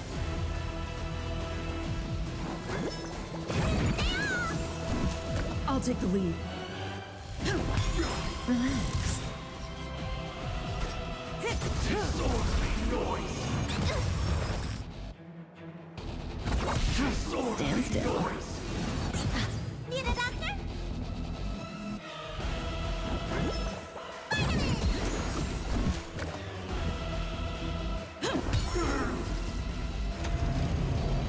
All wishes Didn't hurt. noise is fading! What's in your prescription? Thanks. You're too good to me. Again? May as well kill them all.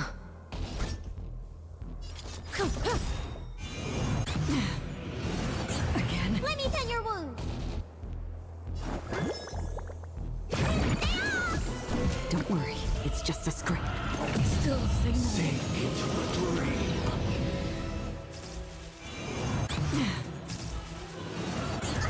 Another journey begins.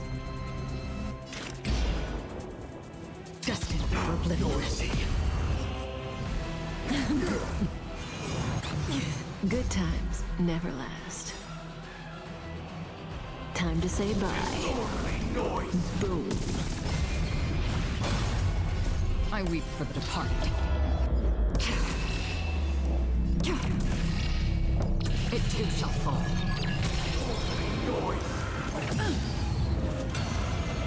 Need a doctor?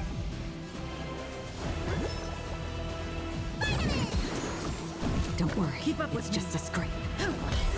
Stand still. Noisy! Free will, or was it fate? Relax. Why is everybody silent? All things are part of the melody!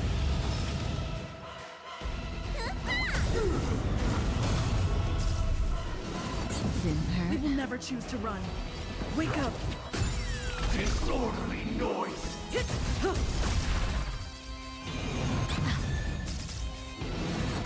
The bully! Didn't hurt. Stand still. Disorderly noise! Another journey begins on the still waters of oblivion. Disorderly noise!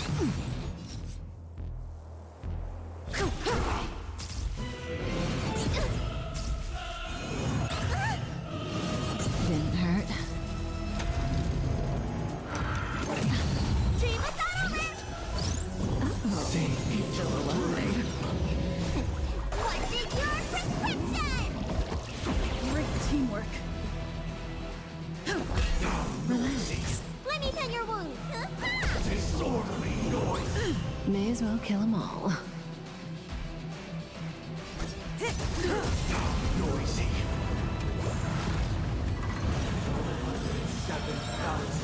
7,336 notes! I solemnly invite you to join the glorious chorus and ascend to the heavens!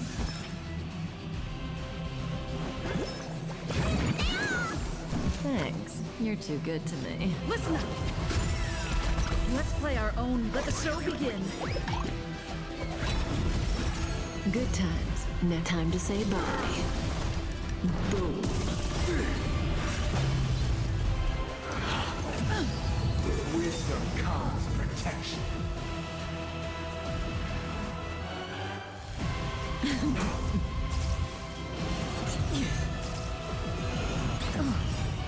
I weep for the departed.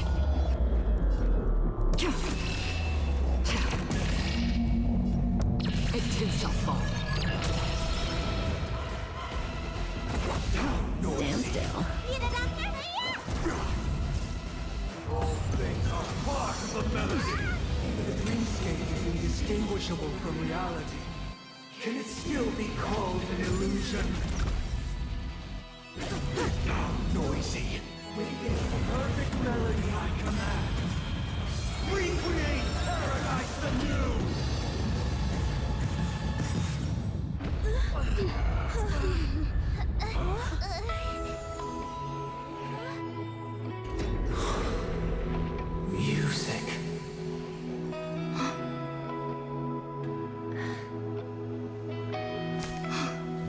seems to be another kind of sound coming into the Order's symphony.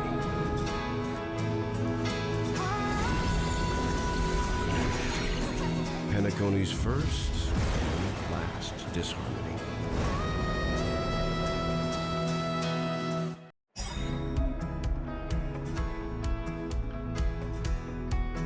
Those imprisoned in their dreams are awakening for freedom.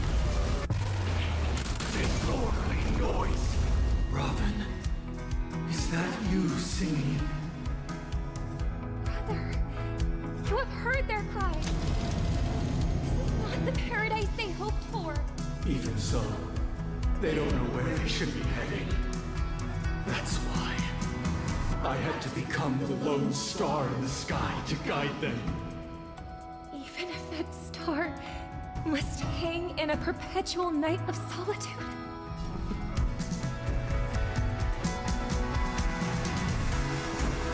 Listen up! Let me tend your wounds!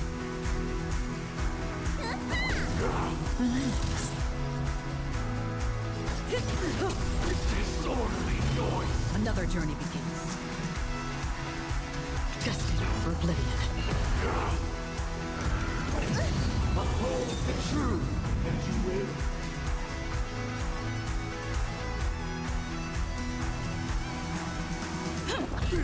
Stand still. Let's play our own melody. Let the show begin. Good times never last. Time to say bye. Boom.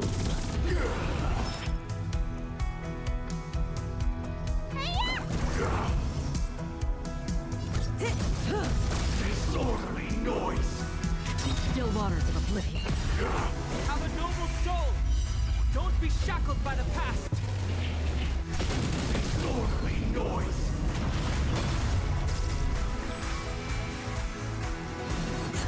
You don't look so good.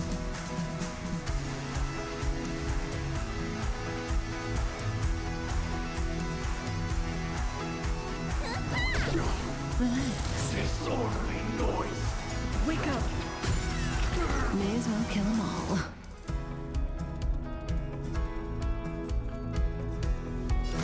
Disorderly noise! I weep for the departed. It too shall fall.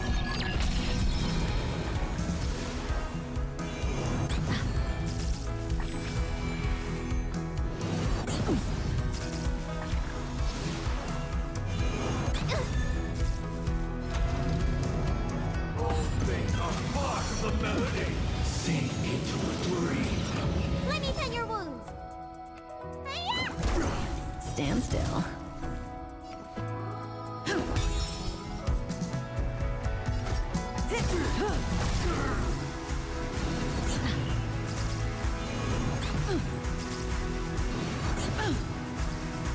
Noise is fading. Wait for good tidings. Time to show you what's in your prescription! Don't worry, it's just a scrape. Don't worry, it's just a scrape. Even if the future is full of pain, we won't escape from it. I'll take the lead. Listen up! Let's play our own melody. Let the show begin. Good times. Time to say bye. Boom. How noisy. Relax. You don't look so good.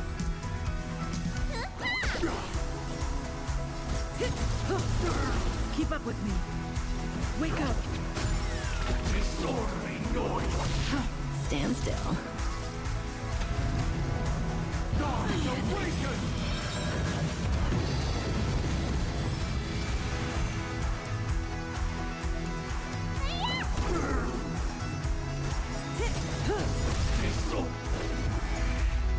The weakness of humanity cannot be redeemed by others.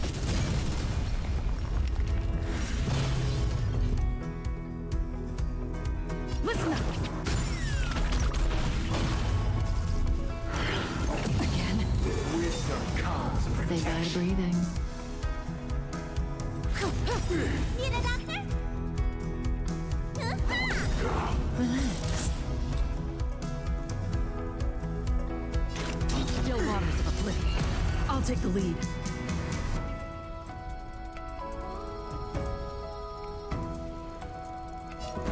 Wake up! Noise is fading. Let's play our own melody. Let the show begin. Good times never last. Time to say bye. Boom. I weep for the departed.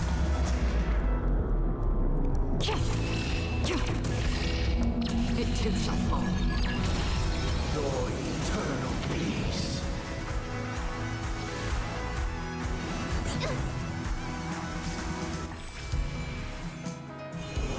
Still Let me tend your wounds.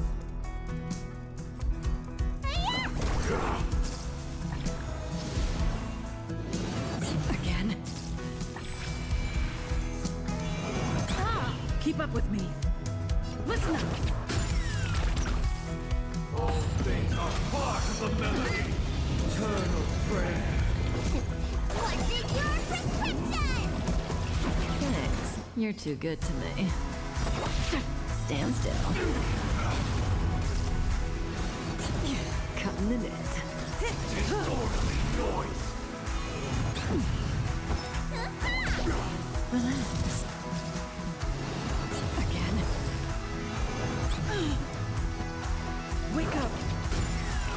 If we had never experienced solitude, how could we have embarked on different paths? Now, our final talk has concluded.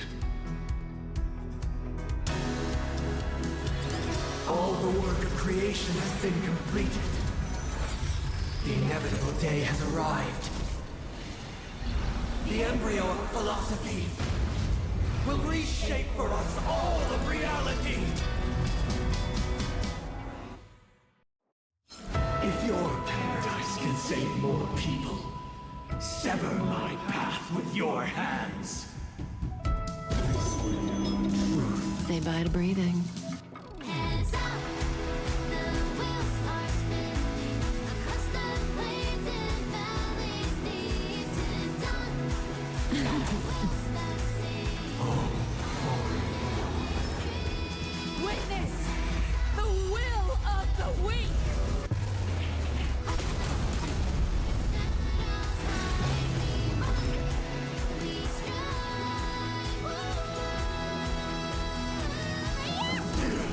Stand still. I swear on words. Another journey begins. Destined for oblivion. With this 7-day vow, I command you to heed my summon. Listen up. Uh-oh, I have a bad feeling about this.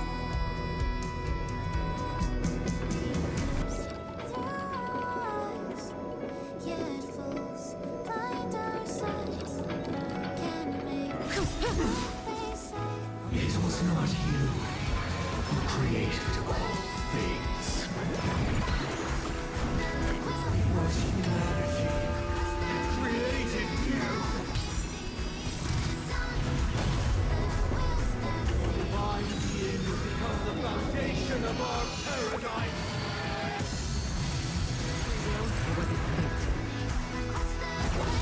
Say bye to breathing.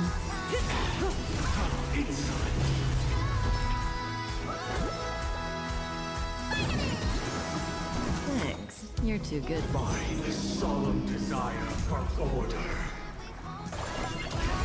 It. We want to achieve the paradise we promised. But the order is not the only choice. True happiness and the meaning of life lie in defying the nihility. Embracing that life offers.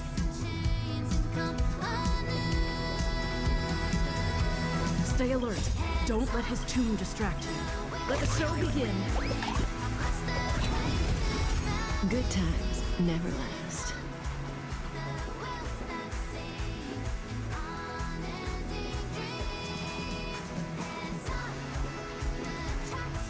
Time to say bye.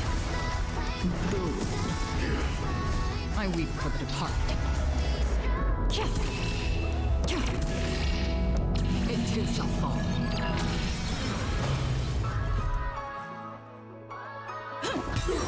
Stand still. Blasphemous. Relax. Blasphemous. Listen up.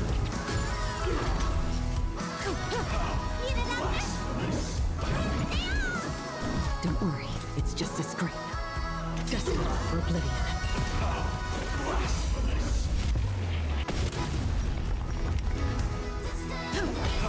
Stand still.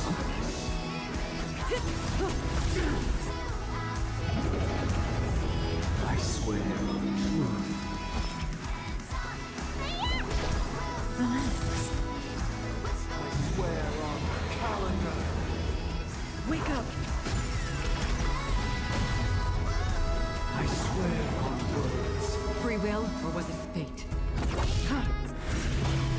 swear on vows. May as well kill them all. I swear on rules. Let me tend your wounds. Stand still. I swear on meaning. Keep up with me. Listen up. Let's play our own melody. Let the show begin. Good times never last. Time to say bye. Boom.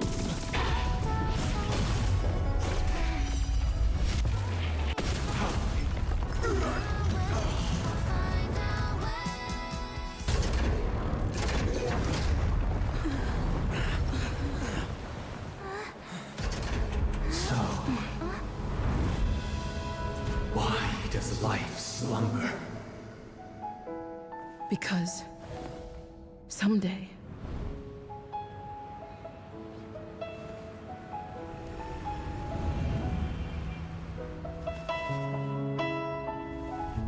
we will wake up from our dreams.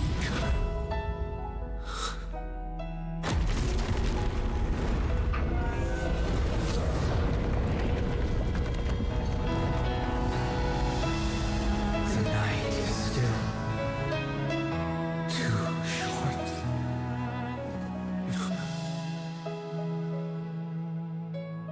Brother, the dream is over.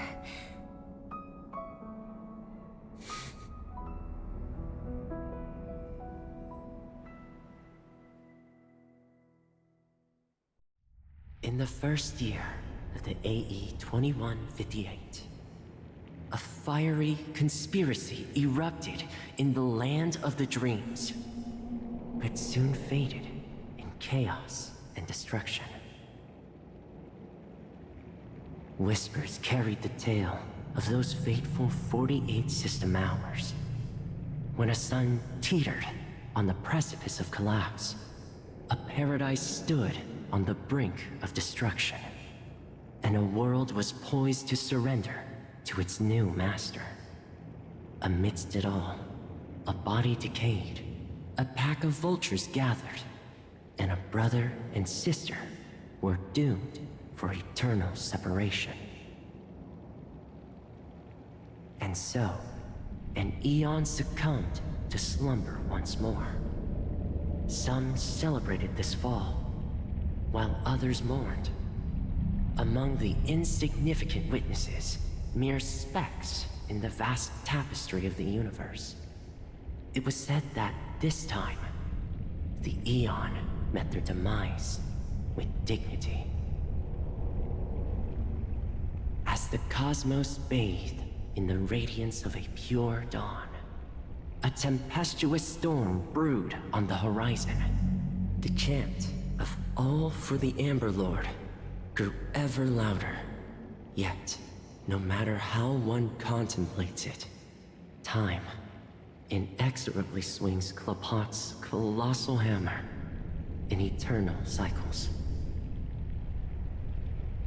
the tale of the Astral Express reaches both its conclusion and a new beginning. Time marches forward, heralding the arrival of a new chapter in the history of trailblazing expeditions. Brother, do you think the stars will fade away? Where did that come all of a sudden? Because the constellation that looks like a bird, the Torrent Eagles, looks a bit dim lately. It's the Torment Eagles. Don't worry, it's still there. It's located in the inner ring of Penacony and can only be seen when spring and summer overlap. As for the question you asked, I think stars do die, just like people. But do you know, sister? No star actually belongs to the present. The light we see from them is from a long time ago. Even after the stars perish, their light will travel millions of light years, spanning countless years, to illuminate the night sky of another world. In our paradise, I believe there will be a star like that, shining with the same light. Its radiance will last forever, and its name will be happiness. No, not just one star. We should have 2 stars, or maybe even more. Yeah, you're right. It's a deal. It's a deal, then. This is our promise, and nothing will sway our ideals. Yeah, you bet.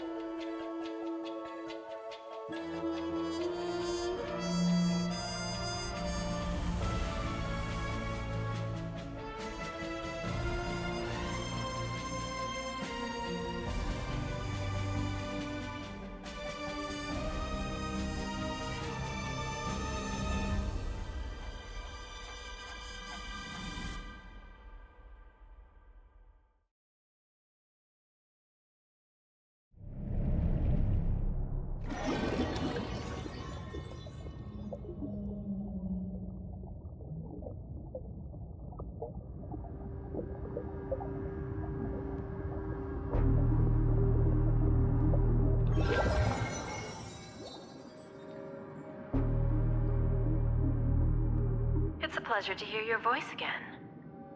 Congratulations. You've become the biggest winner of this festival.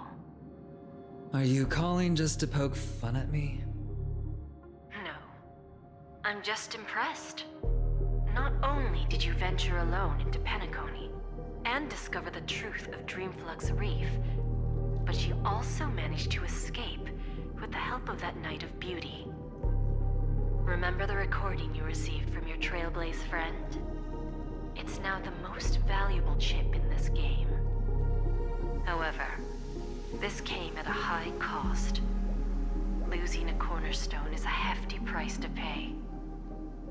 Diamond just called a meeting to discuss what to do with you. Just as I expected. So is Diamond planning to demote me, or kick me out of the 10 Stonehearts? Why don't you take a wild guess?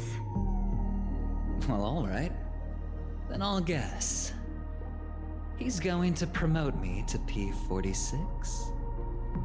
Alright. What will you wager? Are we talking about an actual bet here? I don't want to wager anything just so that you can swindle it all in the end. But if it's just a friendly bet, I'll put on the line what I did when we first met. I'll bet my life, ma'am. Interesting. But since it's Diamond's call, no one can predict the outcome. I'm on my way to Penacony. Once everyone is settled, we'll return to Pier Point for the final showdown. Sounds like I'll be out of the action for a while. Finally, a chance to kick back and relax. Yeah. Leave everything to me and Topaz, child. Thanks to you, as soon as the Jade Stone was delivered to the family's compound, we finished up our preparations. The seeds we planted have taken root. Soon, it'll be time to reap the rewards. Huh?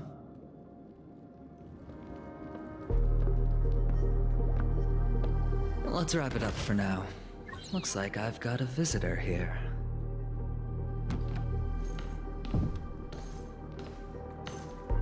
Oh, so many surprises today. Didn't expect a Galaxy Ranger and wanted criminal to show up here. One who managed to take out 2 IPC members under the noses of our fleet. Do you understand what that means? Screw wubba boo, I just put him to sleep. Don't try to intimidate me with that nonsense. Besides, I've taken down more IPC lackeys than the residual value you squeezed. And I don't mind adding a few more zeros to my wanted poster. I have a question for you. Be honest now, or I won't think twice about putting a bullet in your fudging head. Tell me, where is Oswaldo Snyder? Wake up! Wake up! Hey, wake up! The sun's frying your butt.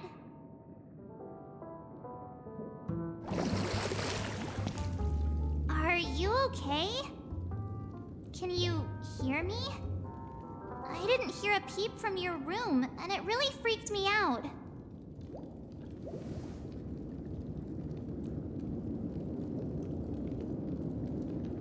What are you talking about? Are you still half asleep or something? The Order's dream is over. Even though it's been a day, I still break into a sweat when I think about it. Our trailblazing expedition almost ended in Penacony. I'm so jealous that you got a good night's sleep. I was traumatized and too scared to even close my eyes. I thought if I fell asleep, I'd never wake up again.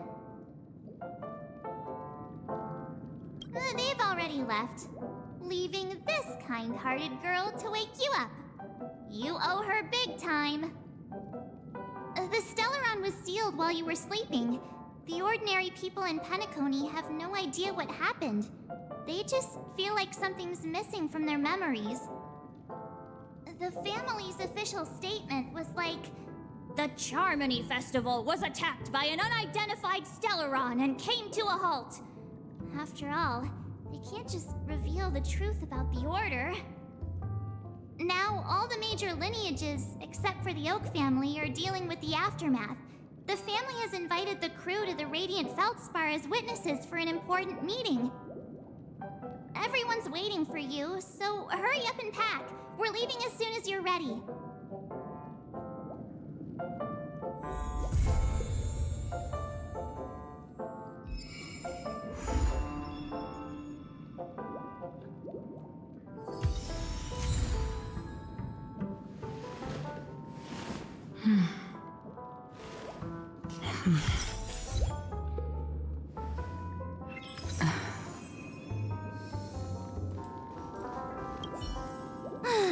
After all this craziness, nothing is better than staying safe in reality.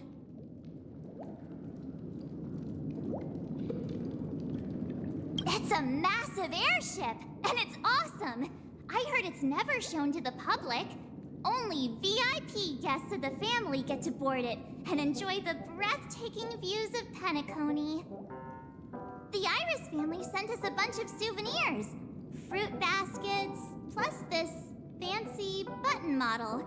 After you're back on your feet, you can enjoy them all. We are pretty much celebrities on the planet of festivities now, aren't we?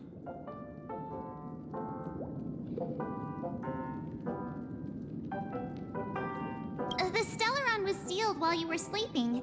The ordinary people in Penacony have no idea what happened. They just feel like something's missing from their memories. The family's official statement was like, "The Charmony Festival was attacked by an unidentified Stellaron and came to a halt." After all, they can't just reveal the truth about the Order. Now, all the major lineages, except for the Oak family, are dealing with the aftermath. The family has invited the crew to the Radiant Feldspar as witnesses for an important meeting.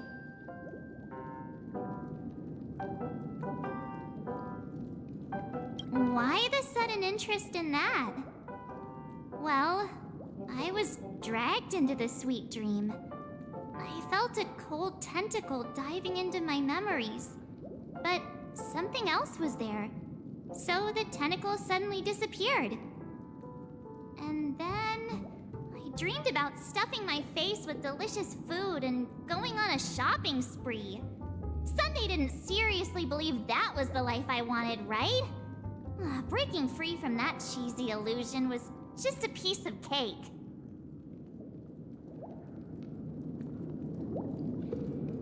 Yeah, let's go. We've got some time before we board the ship, so let's catch up with everyone at Dream Jolt Hostelry.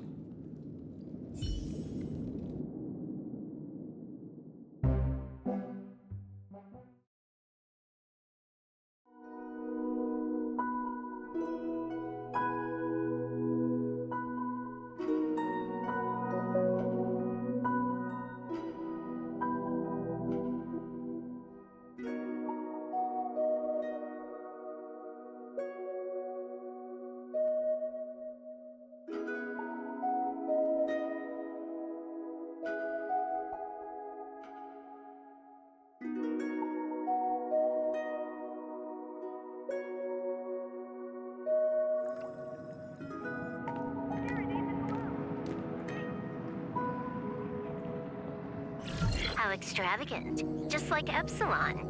How was it? Did it live up to your dreamscape expectations? You already asked that when we first got here.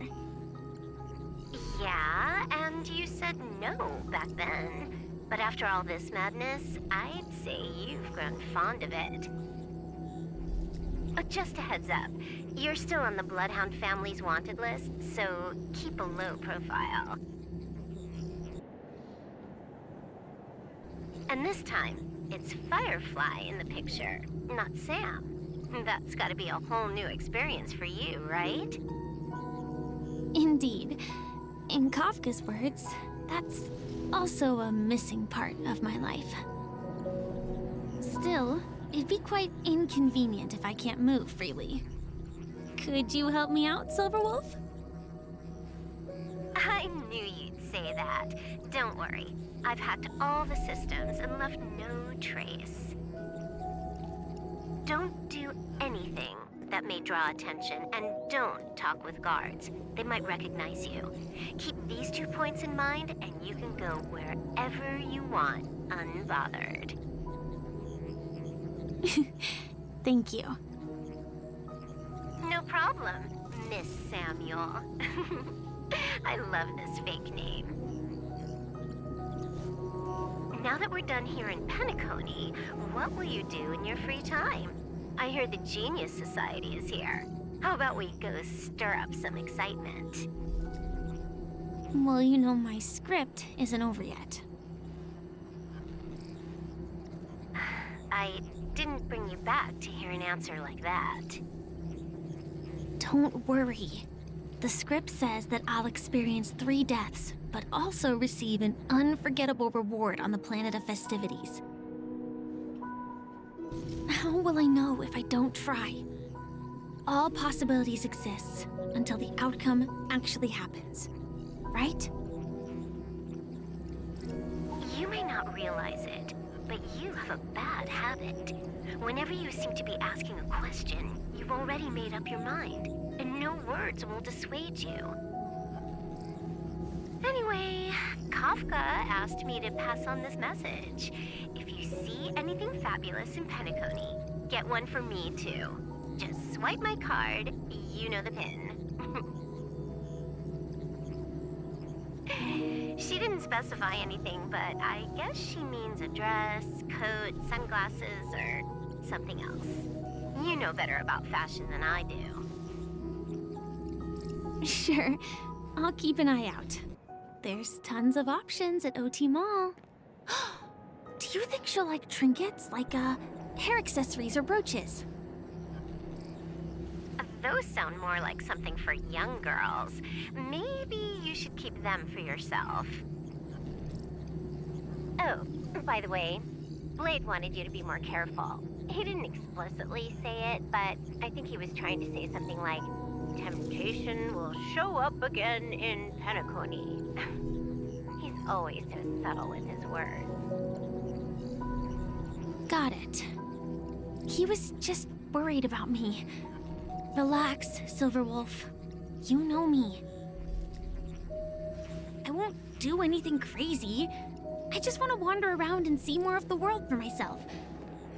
I want to buy some oatcake rolls. I've had a cake roll every day since I arrived in Penacony, from the first day to the last. But today, I'll buy 2 and give you 1. And if you don't like them, I'll enjoy double the pleasure. Or I can bring one to Kafka, as she never refuses. Or maybe I'll give it to Blade. He'll appreciate it. That's not written in the script, right? But as you see, I have added new footnotes to my destiny.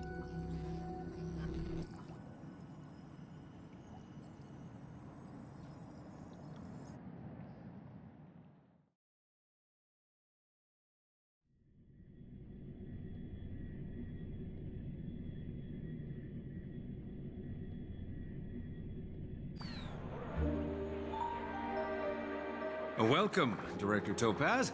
The family ambassadors are still inside making preparations, but the big boss hasn't arrived yet. It'll be a while before the conference starts, I'm afraid. Huh. Quite a spectacle. The family really knows how to make things look impressive. I thought they would choose a more formal and low-key location for the conference. I didn't expect them to go with a luxury airship. About this, Director. I've asked around. This airship, named the Radiant Feldspar, belongs to the Alfalfa family. This conference between the IPC and the family will have a direct impact on Penacony's future. Such an important event should have been held at it. Well, somewhere secretive in the moment of morning dew. The atmosphere here, it doesn't feel serious enough. If I'm right, this conference is probably just a prelude. Whoever organized it wants to assess the IPC stance beforehand. About this, Director. I've asked around. This airship, named the Radiant Feldspar, belongs to the Alfalfa family. This conference between the IPC and the family will have a direct impact on Penacony's future. Such an important event should have been held at it. If I'm right, this conference is probably just a prelude. Whoever organized it wants to assess the IPC stance beforehand. This influential figure either has their own ambitions and wants to reach a preliminary agreement, or they plan to put pressure on us to make us back off. Oh, your mind is always so sharp, Director Topaz. And when the big boss arrives, please remind her to be cautious and watch out for any traps. Thank you for the reminder, but I don't think that will be necessary. When she's at the table, it's the others who need to be cautious. Just tell everyone on our team to stay focused on their tasks and not worry about the negotiations. Oh, got it. I'll do it right away. Oh, and one more thing. Don't call Miss Jade Big Boss in front of her, or there will be serious consequences. I mean, really serious. Got it. Thank you for the reminder, Director.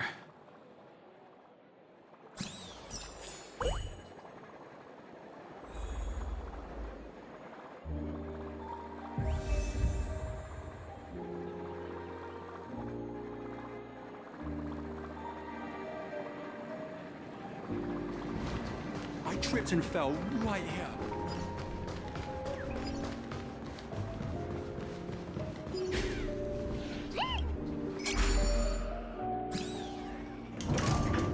None of the important figures have arrived yet. Huh. Looks like the conference won't be starting for a while. Such a bustling place. I think I'll take a little walk around.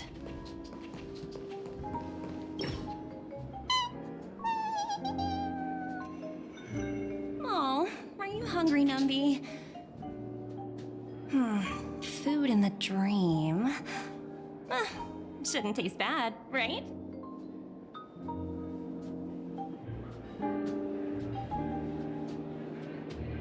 Numby! Yes!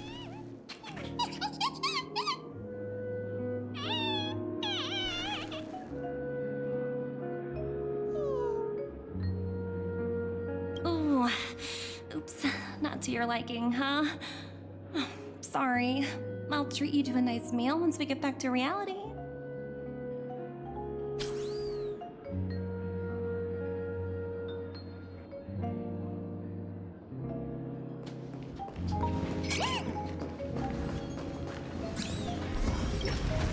Greetings, madame.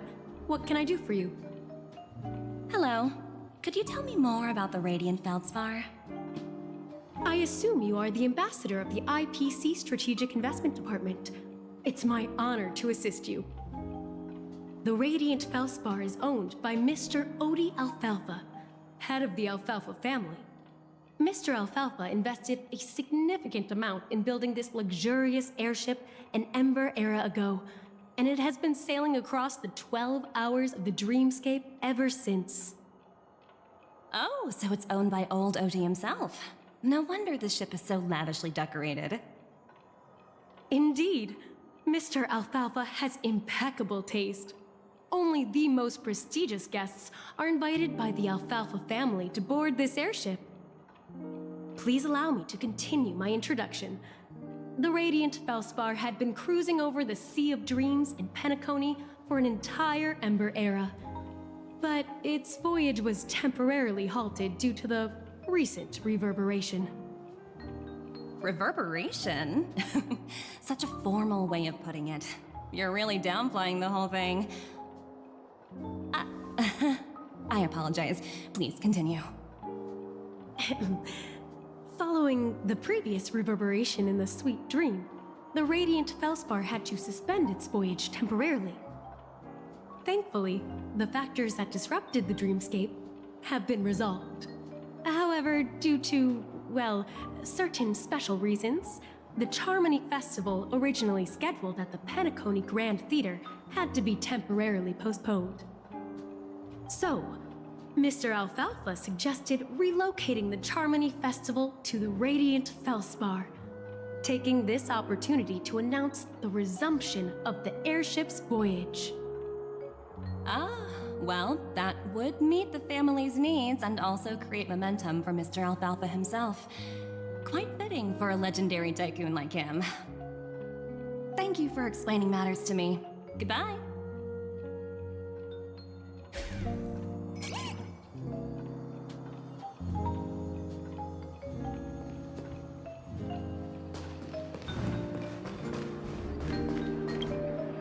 So many buttons. How many centuries would it take to press them all? Huh. Didn't expect those pooches to actually recycle them all. Huh? What are these?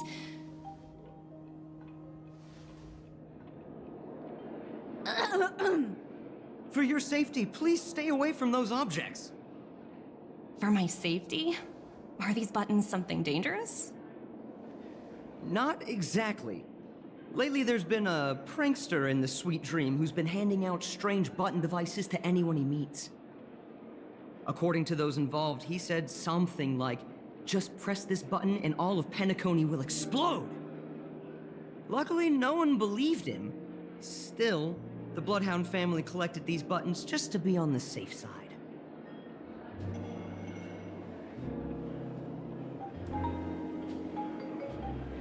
What will happen if you press it?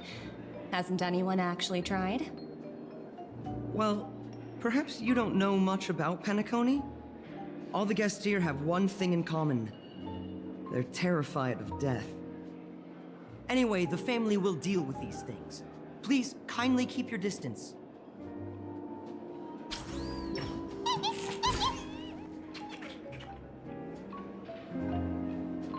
Hello?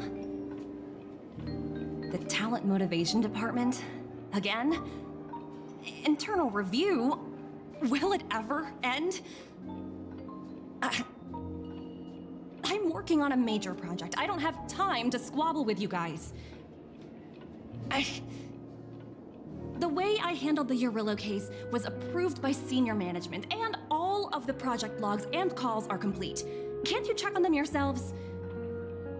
I just don't understand. Why are you so fixated on this minor case and constantly escalating it? Seriously, what's your purpose? Sounds exhausting. Why not just hang up?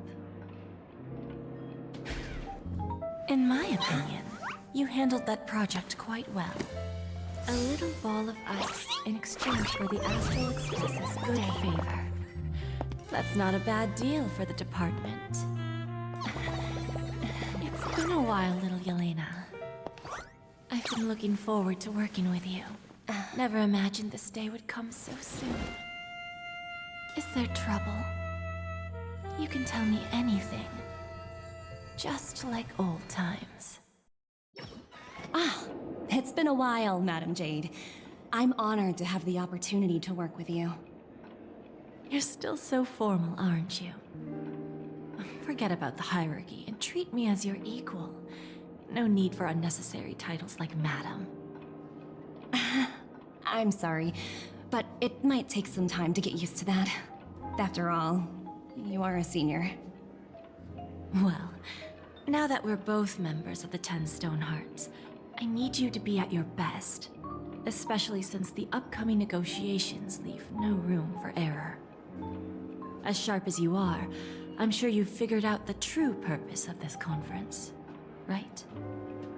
I believe old Oti has taken it upon himself to test our limits before the official negotiations between the IPC and Penacony. That's true, and it works in our favor. Do you know why? If we can reach some sort of agreement with old Oti beforehand, and gauge our opponent's boundaries, our future negotiations will go much more smoothly. That's the obvious benefit. Exactly. And the hidden benefit is that as the head of the Alfalfa family, his actions suggest that the 5 lineages might not be as united as the Odes of Harmony would suggest. As long as the influence of Harmony hasn't completely permeated their core, personal desires will always have their way. Thankfully, influential figures in Penacony haven't entirely suppressed their own desires. It's similar to the power struggles within the IPC. The supposed all-for-one philosophy shared by the 5 lineages. It's just a slogan now that the Dream Master has gone. After the downfall of the Yoke family, Old OT's faction became the dominant force in Penacony. Even if we consider only the succession order, he's the longest serving and most senior among all the family heads. Yes, that's exactly why we need to handle the conference following an agreed-upon strategy. It's like playing a game of chess, where every move needs to be carefully thought out. Absolutely. The 3 steps of negotiation. Listen, test, and strike. That's what you taught me. Pretty clear. Although, you seem to have changed the order in the Yarilo case. That was based on my personal experience. I apologize for interrupting your conversation, but the family head is ready to meet the ambassadors from the Strategic Investment Department. Time to get to work. Let's prepare ourselves and meet that esteemed supporting actor. Remember, our goal is to create an opportunity for the IPC to enter Penacony. Aventurine has already made a small opening, and you and I, we're going to tear it wide open.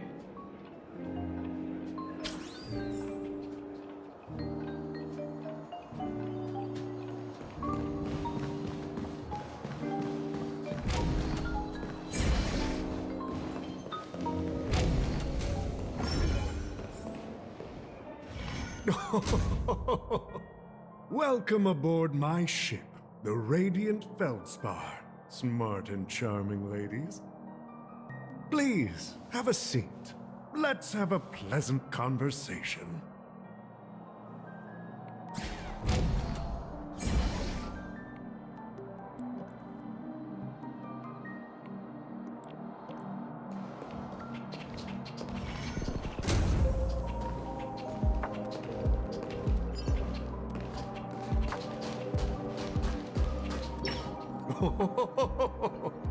Welcome aboard, my dear ladies.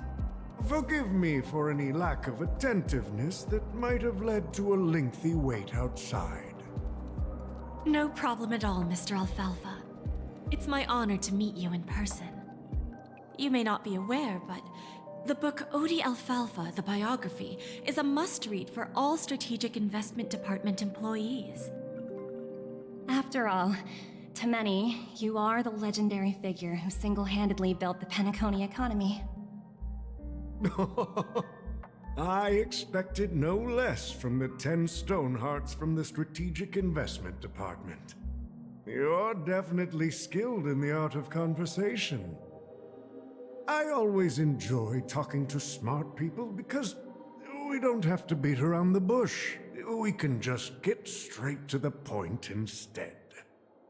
Since I invited you IPC ambassadors on board, I'm sure you've figured out the topic I'd like to discuss, yes?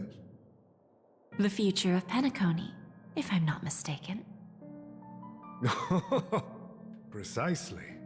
Those few words represent a terribly complicated situation indeed. Let's take that golden-haired guy who's not showing up, for example. He put in great effort and almost got himself killed. But what was it all for? Wasn't it eventually to create an opportunity for you IPC to regain control of the precious Astana? The wisdom and experience you've accumulated over 10 Amber Eras are truly impressive. Let's assume your assumptions are correct, Mr. Alfalfa. How would you respond to the IPC's actions? I appreciate your composure, Miss Jade. You must have witnessed much in your worldly experiences.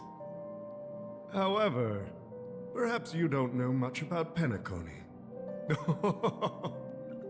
Old Oti won't sit idly by when faced with a greedy wolf.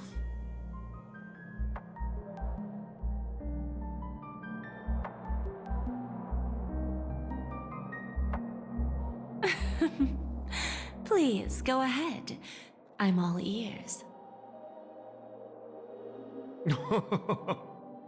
Then I'll be straightforward.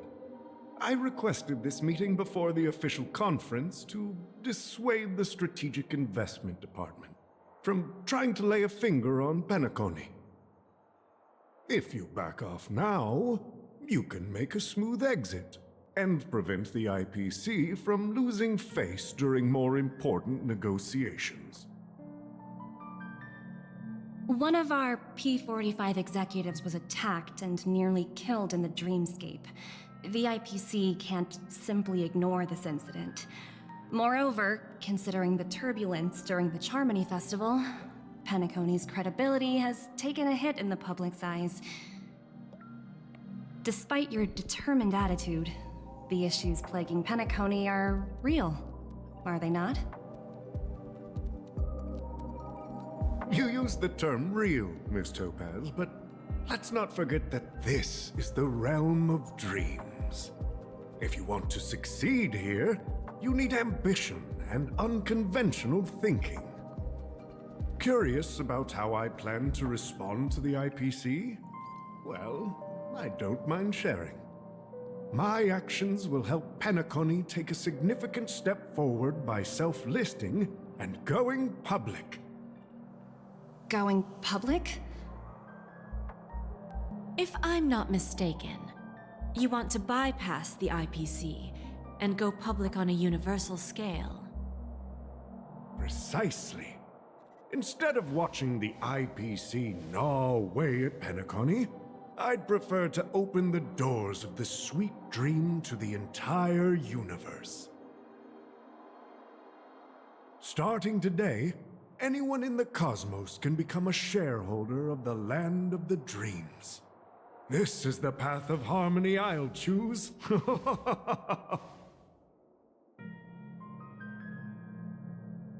This reform should have been implemented earlier, but unfortunately, the Oak family were a bunch of blockheads blinded by order.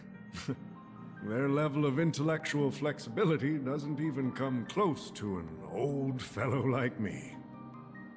Thanks to the little reverberation earlier, the biggest obstacle between me and my reforms has been eliminated. The Alfalfa family will publicize the financial results of Sweet Dream Paradise, so that the entire universe can see that despite the catastrophe, Penacony still holds immense potential and opportunities, and that the family remains confident in its future.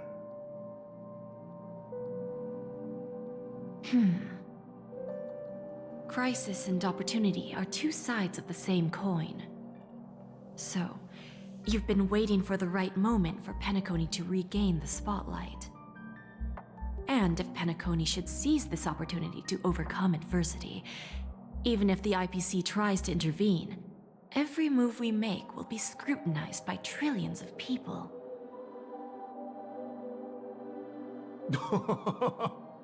Now I'm convinced that you've indeed familiarized yourself with my biography, Miss Jade. So, about your next move. Please, consider it carefully. Indeed. We need some time to digest such a wealth of information.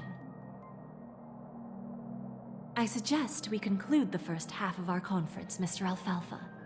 Please allow Topaz and me to confer privately for a few moments, and to respond on behalf of the IPC later. Of course. Take your time, dear ladies.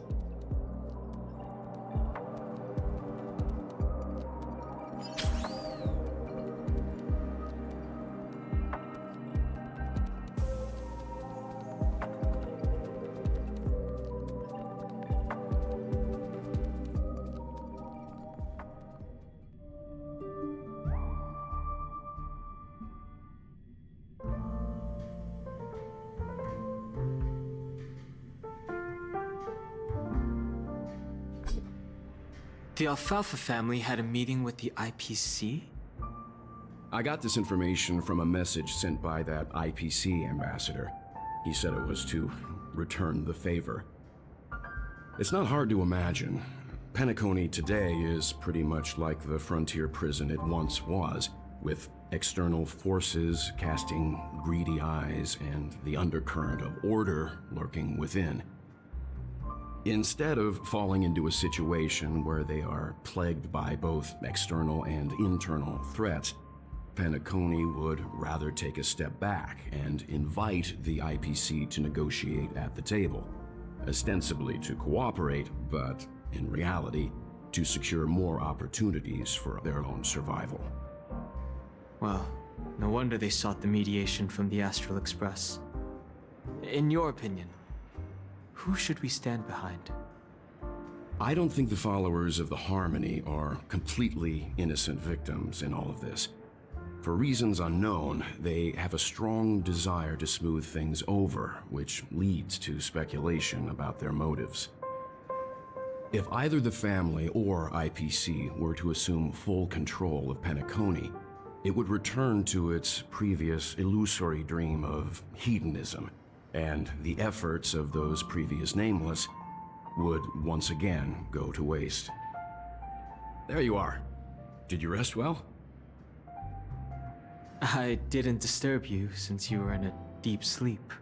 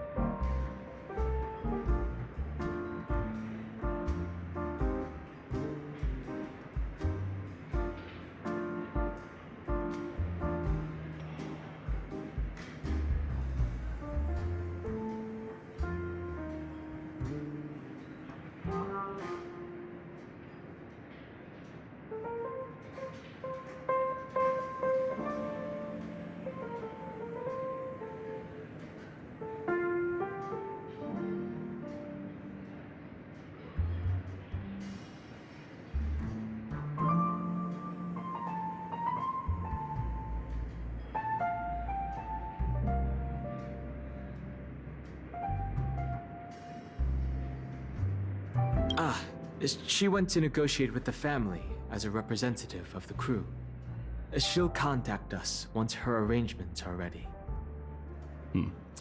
After Enna's dream was shattered, the family branch from the Montour system soon arrived and swiftly took control of the situation. Most members of the Oak family fell unconscious, but fortunately, their lives were not in danger. The mastermind behind the plans was confirmed to be Gopher Wood, the previous Dream Master.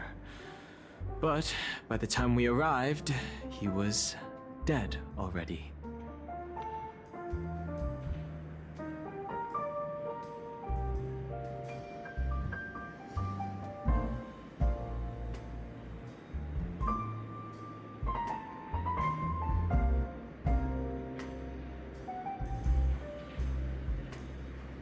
He'll face a trial. As for further details, the family would rather not disclose them. Ultimately, the public perceived the incident as an attack by evil forces targeting the Charmony Festival. They believe the family failed to safeguard the Sweet Dream, significantly eroding their credibility in the process. While quite different from the truth, this appears to be the outcome with the least impact. After all, you don't know who's awake and who's pretending to be asleep. Well, they'll open their eyes in the face of danger. Once the danger subsides, they'll embrace the sweet dream again. Here's a toast, with 3 glasses of Glory of the Trailblaze to all of you.